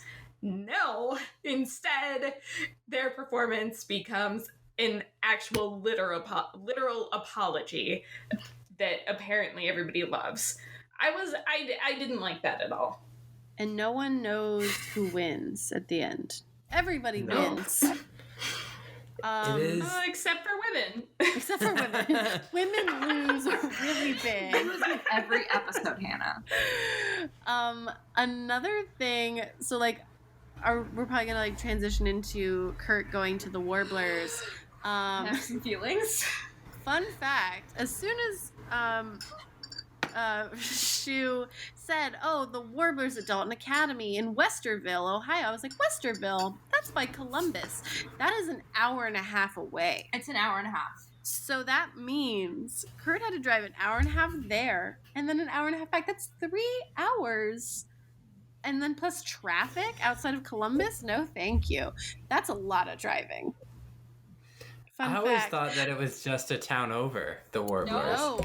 No, so, Cullen, we will come back to that, but that's why I said it to Ginger. I was like, that's interesting. I don't think Westerville's anywhere near Lima. It's about an hour and a half, which is like... That's like Orlando to Tampa. Right, it's like Cleveland to Warren, you know? So, like... For our Florida audiences. That's like Burbank to downtown. For our California audiences. During rush hour. Yeah. That's so, like my commute to work. I know. We're like, okay, so how many miles are we talking? For us, that's like 10 miles. Oh, for God. you. Yes, exactly. Like 60 miles. Yeah, exactly. Yeah. Honestly, I totally missed the line where the boy said that he should go spying. So when he shows up at the Warblers,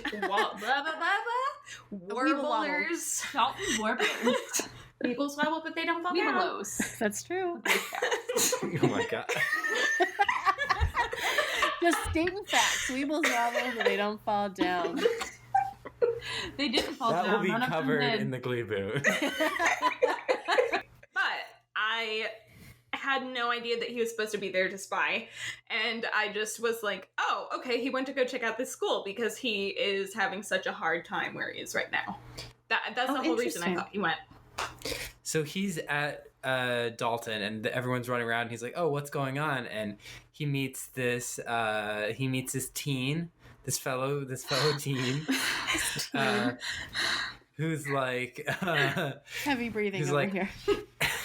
I'm that heavy breathing meme with the cat. I literally wrote down in all caps, yay! So he's talking to Blaine. So he meets this guy who we will meet as Blaine. Sir Dreamy Eyes. Sir Dreamy Eyes is like, yeah, the Warblers here are like rock stars. Yeah, they're like really popular. He's like, oh, the Glee Club here is actually cool. And he's like, come on, I'll show you a shortcut. And he takes his hand, and there's a slow-mo shot of them running down the hall holding hands.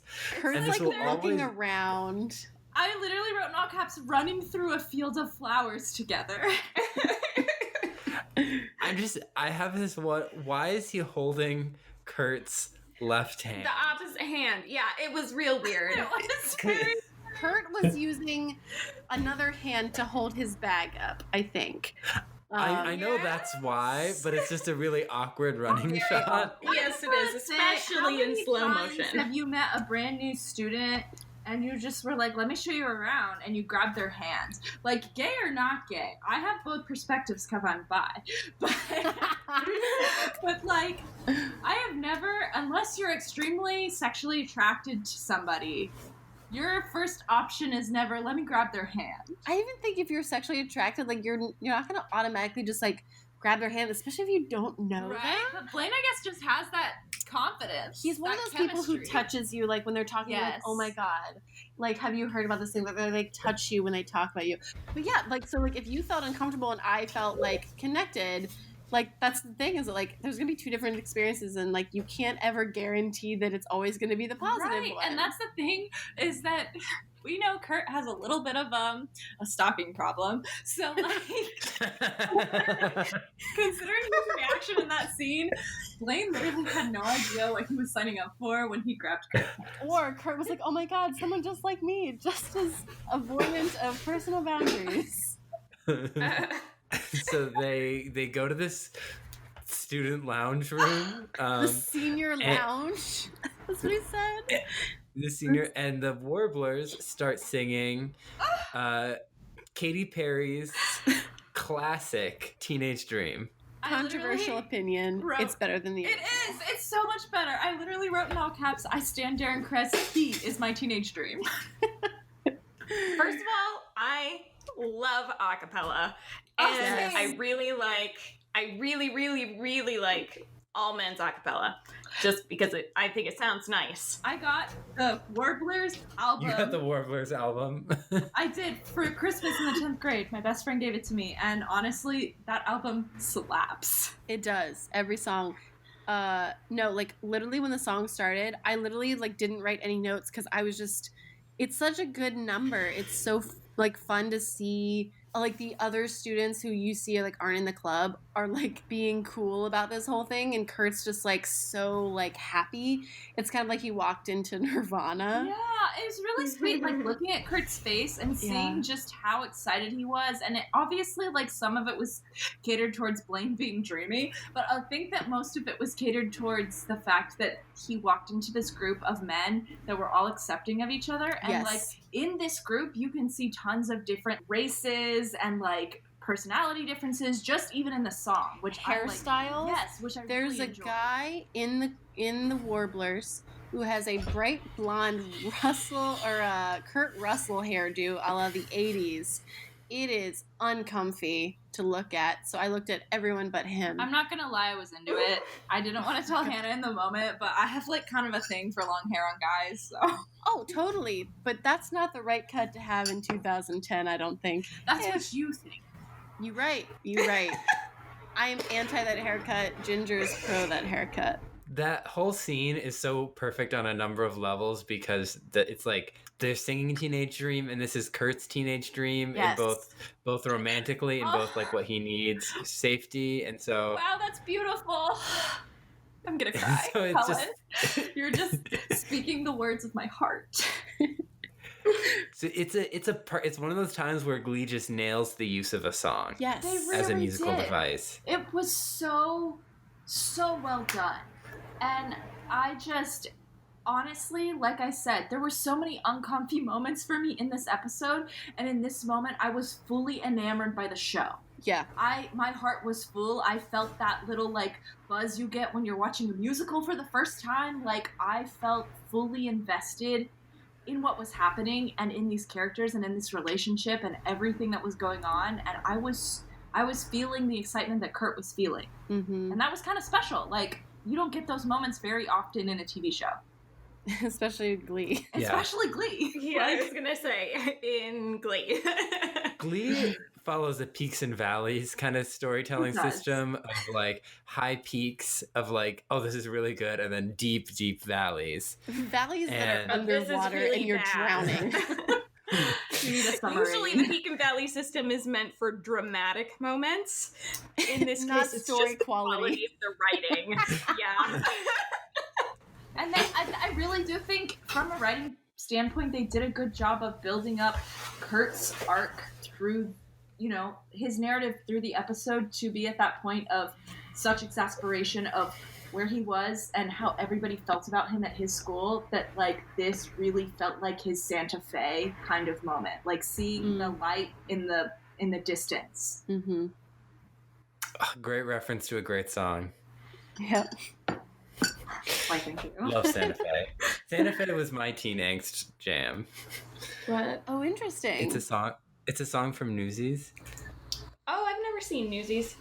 Oh, it's so good. It's just kind of about longing to be that special place that you think will be perfect, but not quite being there yet. Yeah, are you so you're the full hope of that place? You're specifically talking about the one from Newsies, not the one from Rent. Yes, the one from Newsies, Hannah. We're not bringing Rent into this.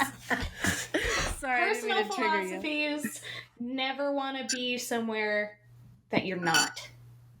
Yeah. Yeah, well, tell that to the Alan Menken songbook. Yeah. It's a little bit of the grass is growing greener mantra, where probably it's never gonna be as great as you think it's gonna be, but in your mind, it's that perfect place. Yeah, in Santa Fe, he literally mentions clay, so it's not grass, it's clay. Yeah. That's funny.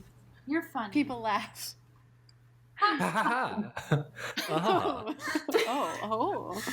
Anyway. All right, so this is Kurt's big moment, and then afterwards he goes to they offer him to like go get coffee with them because they're like, it was so obvious that you were a spy, but you're so endearing about it. And Kurt asks if they're all gay, and they're like, oh no, these guys have girlfriends, but Blaine's like, I'm gay. And then they talk about the zero bullying policy that they have, and Kurt starts to get...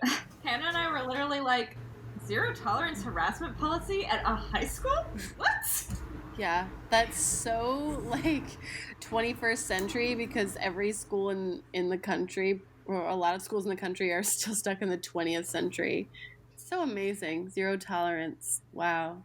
A concept. I was gonna say, like, I think this scene specifically was really important when it came out in the time period, because, like, that was such a novel concept to me as a young high schooler at the time in the 10th grade, like, watching this scene being like, I have never experienced this kind of environment, and for them to be pushing towards this being a good environment for people to be in was honestly, like, really important. I, like, really applaud that happening in this show at this time. Yeah. Yeah, no, it definitely was, like, a good message and a good way to talk about bullying in high school and how we put up with it too much and how there should be, like, the effects that it can have on kids. Because you see Kurt get emotional and Blaine is like, can we just talk one-on-one? And he's like, are you going through something? And he's like, yeah, there's this guy who's making my life a living hell. And then we get into, I really liked the first message. And then I don't know how I feel about the message that Blaine gives him of, I ran from the bullies to come here, but you should confront them. Which in this, especially in this particular situation of bullying, I don't know if that was a good idea, just because it's like, Kurt is in physical peril. Yeah, because also, like, Blaine doesn't know really much about Krofsky and the other bullies, so, like, he could be doesn't know anything about Kurt. Right, so he could potentially be encouraging Kurt to go into a situation that he's not prepared for. Or a situation that's unsafe for him. Yeah. My first thought in this situation, when Blaine literally tells him, like, you need to stand up because I did, or you're gonna be or you're gonna regret it. Like, I was like, okay, you can say that because these are words, and, like, yes, I would have loved to stand up to every single bully that I had in high school, but, like, honestly, I don't know if that's realistic advice. I don't know if you safe. Couldn't even do it, Blaine. You are a lot more muscular and, you know, like confident, exactly, than Kurt has ever kind of shown to be against bullies. Like, if you couldn't do it, like, you're advising that this kid you literally just met put himself in the potential of harm's way, because you know, we do see that confrontation and we know what happens, but what if it had gone differently and Kurt had gotten severely hurt, either mentally or physically? Kurt doesn't say anything to Blaine in that first moment where he was like, yeah, like, I get pushed into lockers. Like, does he say that kind of stuff? No. Yeah, so that's the thing, is, like, Blaine doesn't know this. I think that this is an assumption that potentially they talk more outside of this through text. Again, off camera. Because, but this is the first time they met. it almost felt like for like that odd social situation where you go to maybe a support group or something, and you don't know anyone there, but you are basically talking about your deepest, darkest secrets and regrets for the very first time with a stranger. It kind of felt like that a little bit to me, but it also felt really weird because that is not what was happening in that scene at all. No, and I think that it does. I think, honestly, I'm a very extremely social person. So let's say Blaine is very type A, extremely social immediately with new people, no matter who they are, right? Even in that situation, I don't think I've ever opened up about something deeply personal until I was either a few drinks in or, has known them for more than 20 minutes. Right. I don't know. Like, sometimes. Again, it's a situation of we have a 20 or 40 something minute episode, and they're trying to unpack everything they need to that they want to for the plot to move forward. Yeah. But we need a little bit more indication of something is building between these two. Besides, I met you for 2 seconds, you saw me perform, you suddenly relate to me, I'm gonna say it. This episode's overstuffed. It is. Oh yeah, it's There's too much stuffing.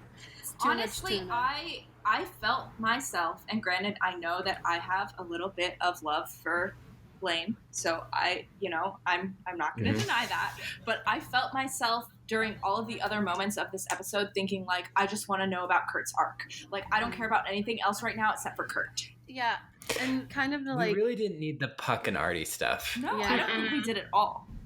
And to kind of finish up the sort of initial with Blaine is that with the hand holding and running through the hall, it is literally a dream. It's kind of like the show isn't being realistic enough to be oh yeah, this is something that could actually happen. The way they're connecting, this is literally Kurt's dream coming true. I genuinely think that it wasn't as genuine. It felt like too love at first sight. Yeah, too love at first sight. Too, this is my dream coming true, happening right before me. I met this guy today and he's so invested in me and he's perfect and he's not doing anything wrong. And he's telling me everything I want to hear.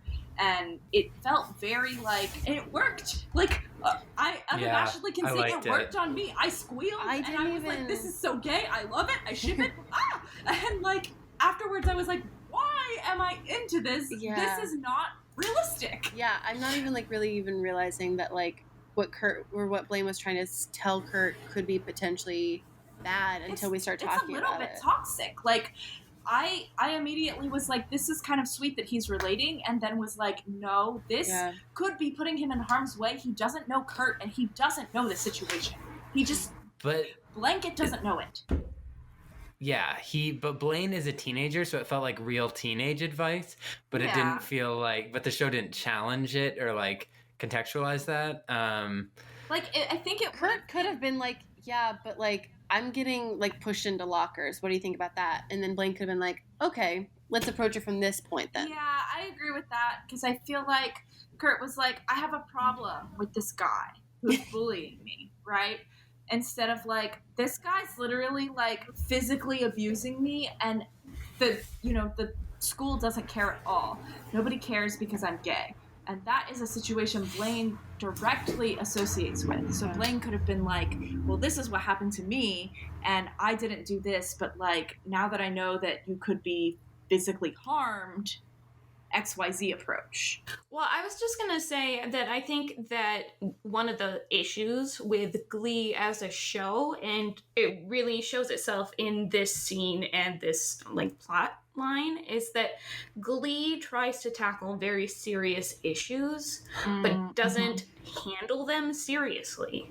Yeah. Yes. Glee tries to tackle every single issue, but does none of them well. Here's my biggest problem is even if they do handle a scene really well, which happens every once in a while, I will say there were a few moments in this episode I was genuinely moved, shaken, because of that experience and my relationships with the experiences that the characters were feeling. But all of that contested by like one-off humorous, quote unquote humorous jokes that like I've never really laughed at some of the distasteful one-liners that they put in here. And I get that they're supposed to be funny, but it just feels like it's reversing their progress of something that really could have made an important impact. You know, like there were several moments in this specific episode that I thought were really, really important, especially in the time period. And then, you know, they did a lot of things that I thought were completely just like off the wall and wrong, that I disagreed with so wholly that it felt like the episode was a waste, because I was left at the end of it feeling like I was unfulfilled because of all of the negative things that were left on me, and I just wanted more of the positive. Yeah, so basically he gets all these texts from Blaine, Courage. He puts Courage in his locker. He puts a picture of Blaine in his locker that he somehow has gotten. Keeping up with those stalker habits. Love it. Staying true to himself. Stay true to your inner stalker. And then when Karofsky pushes him next, he's like, hey, and he chases him down into the locker room. He's like, what's your problem? And he's like, hey, the girls' locker room is the other way. It's like, what are you trying to do? Take a peek at my junk? And he's like, oh, every straight guy's nightmare, that we're all out here to convert you and creep on you. And he's like, let's ignore Kurt's past with that for a moment. Right, and he's exactly. Let's just ignore it. He's like, I don't dig on chubby boys that are going to be bald before they're 40 or So he insults Karofsky, and then Karofsky kisses him. What's crazy is Ginger and I were talking about this episode earlier, and she was like, hey, doesn't the Karofsky kiss happen in this episode? I was like, nah, that's later in the season. It fucking happened. And again, I was blindsided because I was like, wait a second, I don't remember this happening now, and it's happening, and I'm uncomfy. It's traumatizing to watch, and I do think they meant it to be traumatizing. But I almost think I personally wouldn't have changed that scene. Like, even in the reboot, like, I feel like it's very interesting. And, like, I do think it's kind of weird that Kurt is actually finally telling him his true emotions and, you know, genuinely insulting him, which arguably he deserves. He's totally a dick. But like the fact that he has that moment of exploring his sexuality, which honestly is very rapey, like don't condone his behavior, but I think is very interesting and played out well in terms of drama, because it was completely unsolicited and wrong and horrible for Kurt's face, and I felt so upset for Kurt. Like you feel Kurt's violation. Yes, you do. You feel that he really feels violated. But like, I think it's a very interesting thing to explore, because even today, this show came out literally 10 years ago. Literally 10 years ago. Even today, the amount of people that are like him out there that are just hiding their homosexuality with this horrible persona, like a hatred because it's really based in self-hatred and like fear of exploring who they really are. Like, I thought that was super important to the show. Like, super, super important. But it's another one of those things where it's like, with all this other stuff going on, it's too much. Like, it's too complex. It's too much. Why are there 3 giant storylines going on? Like, none of them were... And they're all given equal weight. Yes, that's the problem, is this storyline of Kurt should have been the bulk of this episode. It really was the most, as much as I hate to say it, it was the most important part for me, because I did not really want to know about these boys' sex fantasies. You know, I don't really care about that. But like, this whole arc with Kurt was super important, and as somebody that like honestly realized their sexuality much later in life, you know, I thought that Kurt's whole arc in this episode was really important, especially in the time period that it came out. And this specific scene, as horrible as it was to watch, was a very interesting thing to show in that day and age too. I feel like it could have gotten an entire episode to itself. Yeah, I agree. Yeah, I have read I read an interesting article once that I can't remember about. It's referencing the show Sex Education as well, and how often characters that bully gay characters on TV are then revealed to be gay, and the complications of that. Yeah. But we don't have the time to discuss that. But just I love Sex Education. Great show. It's so good. But that's just a thing. That's just a And construct. so this was the first time that I have seen this episode, right? I knew immediately when Kurt went into the locker room after Karofsky that he was gonna get kissed and the guy was gonna come out as gay. Well, not come out, but like be revealed as gay. Like I knew it. It's a trope. It's the first time that I've ever seen it, and I knew it was gonna happen. The thing is, right now in 2020 we're watching this and we're like, oh my god, this is a bored trope. When I watched this in the 10th grade, it was not. It was not. This was Glee not originated the trope, but like Glee it was invented not being gay. We've said it once before. We'll say it again. I am gay because of Glee, guys. Some people might claim that. They may be like, Glee like made me realize I was gay. So like that's another crazy thing is like Steven that's Universe so made me realize I was gay. like that's what's so crazy about how important this show is, and especially like this kind of storyline is that like like this show definitely affected people, and then they're putting this other bullshit next to it. Ugh. Okay, continue. I do remember though this being a time of my life when, you know, the majority of people in my parents' age group and the people that had influence over me were very against. You know, people in my life specifically were very against the idea of like gay representation in the media. And honestly, this was a period of my life where I was just getting comfortable with the notion of like gay representation in the media. Like this was kind of an exposure to me. And I kind of appreciate that this was a show that, you know, had the platform too with the audience, you know, that maybe needed to hear this, that this was something that is normal and prevalent and happening. Yeah, Glee is an important landmark in representation for sure. So then the next big scene is he has Blaine come with him to school to confront Karofsky.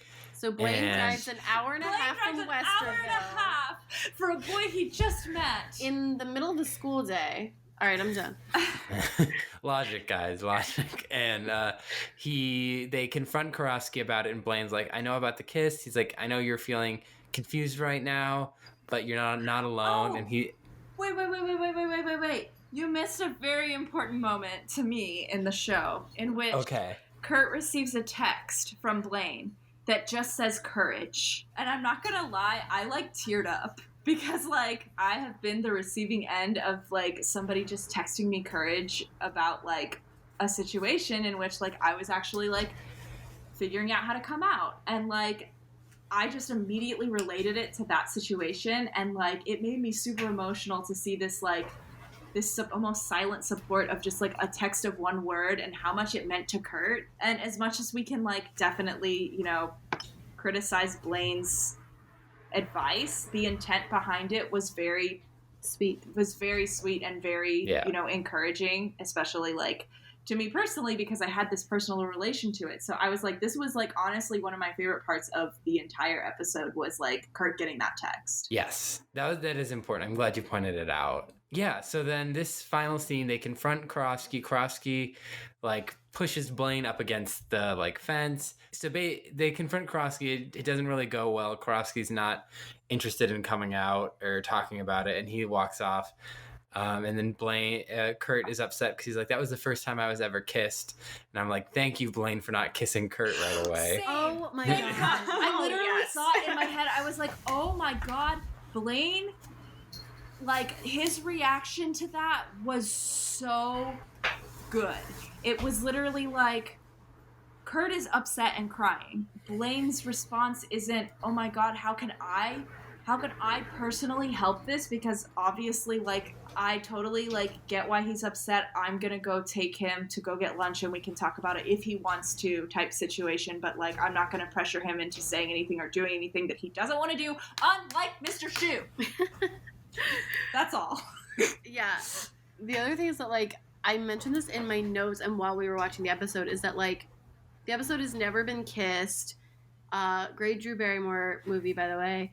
But, like, the whole point, like there's a couple points in this episode with Shu and Beast, and then Kurt, and then also like already a couple episodes ago where like there's an experience that they have, and it is taken away from them in a certain way, and it's a really interesting theme to have keep happening in Glee, is that like these sort of first experiences that we dream of or think of, or like should be a certain way or shouldn't have certain things happen. Like I think it's just very interesting that like this is a theme that they've been tackling. And I'm not gonna lie, my first thought, and like I'm actually like kind of embarrassed to say this, is my first thought is OMG, Blaine's gonna kiss Kurt right now. And then when he didn't, I was like, oh my god, thank God he didn't do that. Like, why in my head is that what I like just assumed was gonna happen? Because media tells us that that's okay. Media, like Glee in the Shoe Beast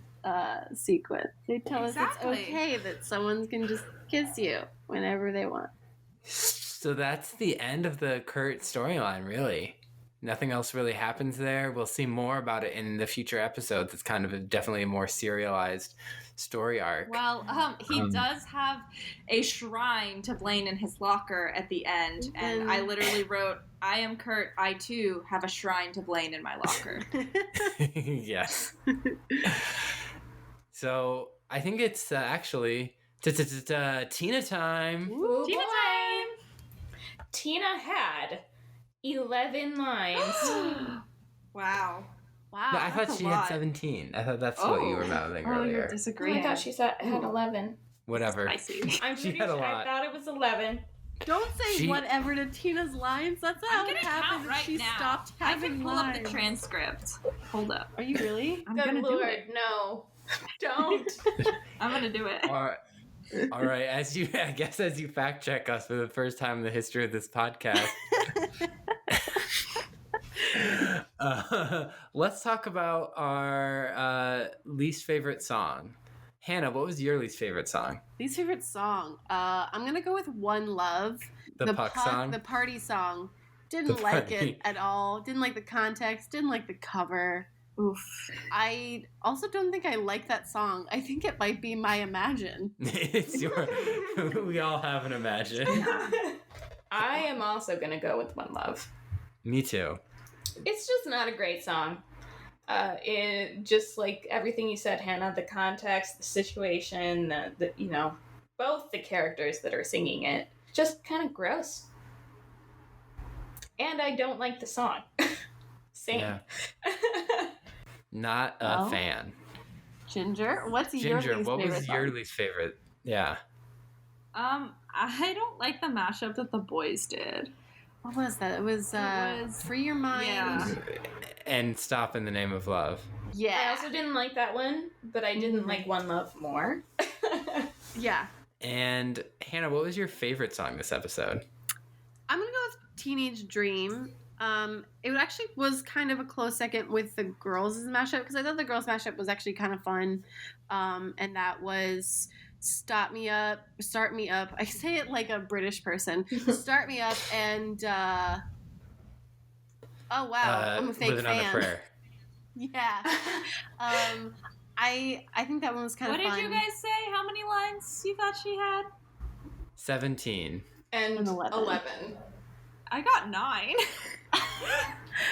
Wow, what's happening? Well, okay, so I'm definitely closer, but I think what might be happening is that some of her lines were broken up by action. Oh, that makes sense. Scene breaks that may not be in the script.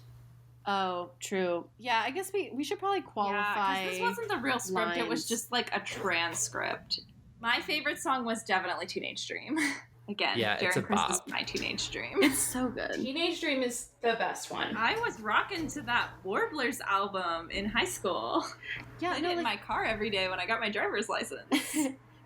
Like Teenage Dream, like honestly, I think it's really the only one that stands out to me besides that girls mashup. Like there weren't a lot of songs. I did like the girls mashup. I did, but I have such a soft spot for all guys singing, like men's choir. You know what I didn't like about the mashup? The costumes, yet again. I agree. Not a fan. Again. Cullen, you like Teenage Dream? I like Teenage Dream. I think it's one of Glee's top musical moments as a series. It's like it's up there with Don't Stop Believing as like, it's an iconic Glee moment. Mm-hmm. So I'm a Katy Perry stan. We all know this. Love her. And I love this cover. Hannah, who is your LVP this week? Your least valuable player? Ginger can look over my shoulder and see that it's blank. It is blank. Can confirm. She's fact checking that too. I kind of struggled. Loop back to me because I'm gonna have to hear what everyone else says. Because honestly, I'm ready. I don't know who I hated more. So honestly, for LVP and MVP, I went back and forth, and finally, in this moment, have come to the conclusion for both of them. But I will go with LVP right now because that's what we're talking about. I honestly, Hannah can attest, sat on her bed and I went between Sue and Shu and actually came up with a completely different character, and I picked Santana. Oh. Whoa. Interesting. That's me. I'm offended. No. She had, one line? No, because she also had the scene at the restaurant. Yeah. Oh, yeah. She had a lot of problematic things to say. I think that in this episode, I was extremely offended by every single thing that she did. And, like, every single thing that she did was backwards progression for women. Yeah. It's valid. Yeah, I agree with that. Allyssa? My least favorite character is one that I am literally just choosing right now. The little me inside my head is spinning around with her eyes closed. Gonna stop and point at something and open her eyes on Shu. I'm going with Mr. Shu. He was such a terrible person to beast this episode. Like, real bad. Really, really, really, really, really bad. And I don't even think his little discussion with the students about, actually doing the wrong thing, and his one time he was a real teacher type of character, it doesn't make up for it at all.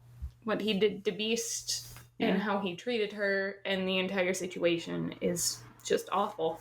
So Mr. Shu is a close second for me. I'm going to go with the other chapped-lipped kisser of the week, Karofsky.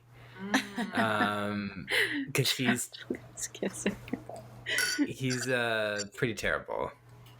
Yep. He is horrible fucking person. Don't get me wrong.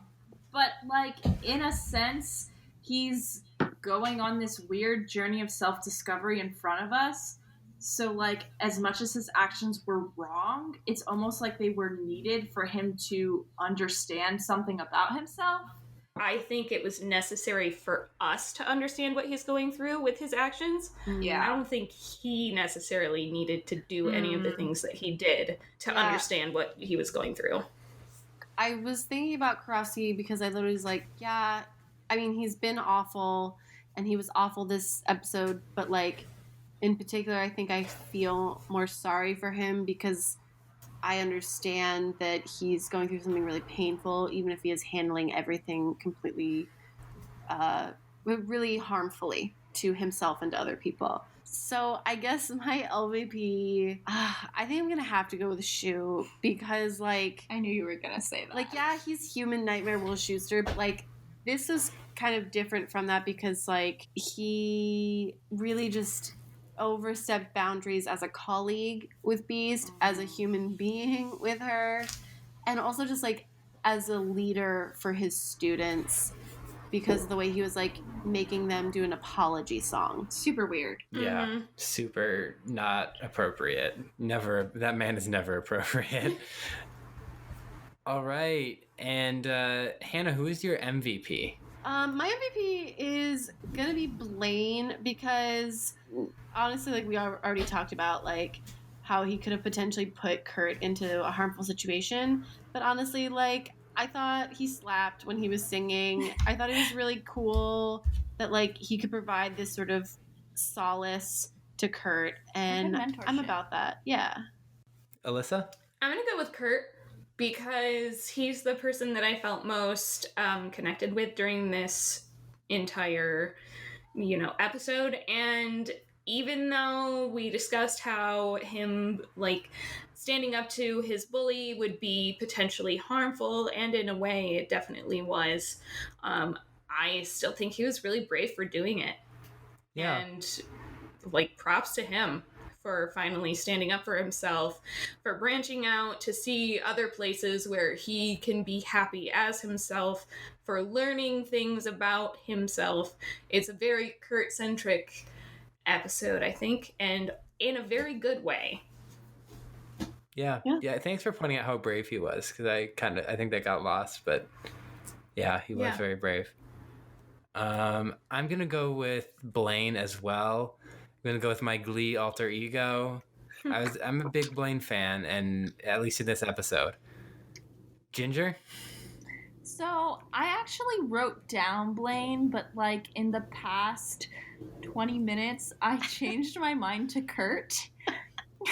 And honestly, because I really, really felt his struggle and really enjoyed watching his journey in this episode. And honestly, I am extremely proud of Kurt. Being the only person in the entire school that's out and finally finding the words to say something, especially in a private situation in the locker room, was honestly really moving for me. Yeah, Kurt is a hero in many different ways, and he's the hero that a lot of people can connect with. I think you really hit the nail on the head there. Yay. All right. Yay. So that's been our episode. Ginger, do you have any social medias that you'd like to plug, like people to follow you on? Sure. If any of you are into cosplay, I did just do a beautiful Blaine cosplay of my Glee boyfriend, except Kurt's my Glee boyfriend, but your boyfriend's boyfriend. My boyfriend's boyfriend. Maybe. I'm at that_sew_ginger on Instagram if you're into, dressing up as things that you're not. And Hannah, do you want to plug our social medias? Yeah, so we are at Gleeboot Pod on Instagram and Twitter. And then on Tumblr, we are gleebootpodcast.tumblr.com. Okay, let me see if I got it this time. My Instagram is a.m.swearingen. Is that correct? Yeah. Did you want to... I did it! You did it! Did you want to spell your last name just in case? Yes, because nobody knows how that's spelled. It's SWEARINGEN. A.M.Swearingen. Nice. You can follow me on YouTube at yaboy, YABOI Ryan, and at TikTok and Instagram at yaboyryan99. I sometimes post Contact as my internet alter ego. So next week, we will be celebrating the arrival of Goop onto the Glee scene. Will it be a celebration? Excited. I guess we'll find out. Tune in next week to find out. Am confused. We'll have to tune in. Oh. Alyssa, you have to tune in. You're on the podcast. All right.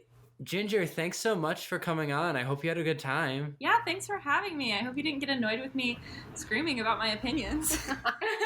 That's why we have people on here, so they can scream about their opinions. Literally, that's what this podcast is all about. Yeah, I do it every week. I just sit in my closet and scream into this microphone. we have a lot to process after watching Glee. Screaming at the episode, screaming into the microphone. Yeah. I'll probably scream after this into my pillow. I hope we didn't traumatize you too much by making you revisit Glee. I'm only slightly traumatized. Good. All right. Well, thank you so much. And thank you so much, listeners. I hope you all have a wonderful week.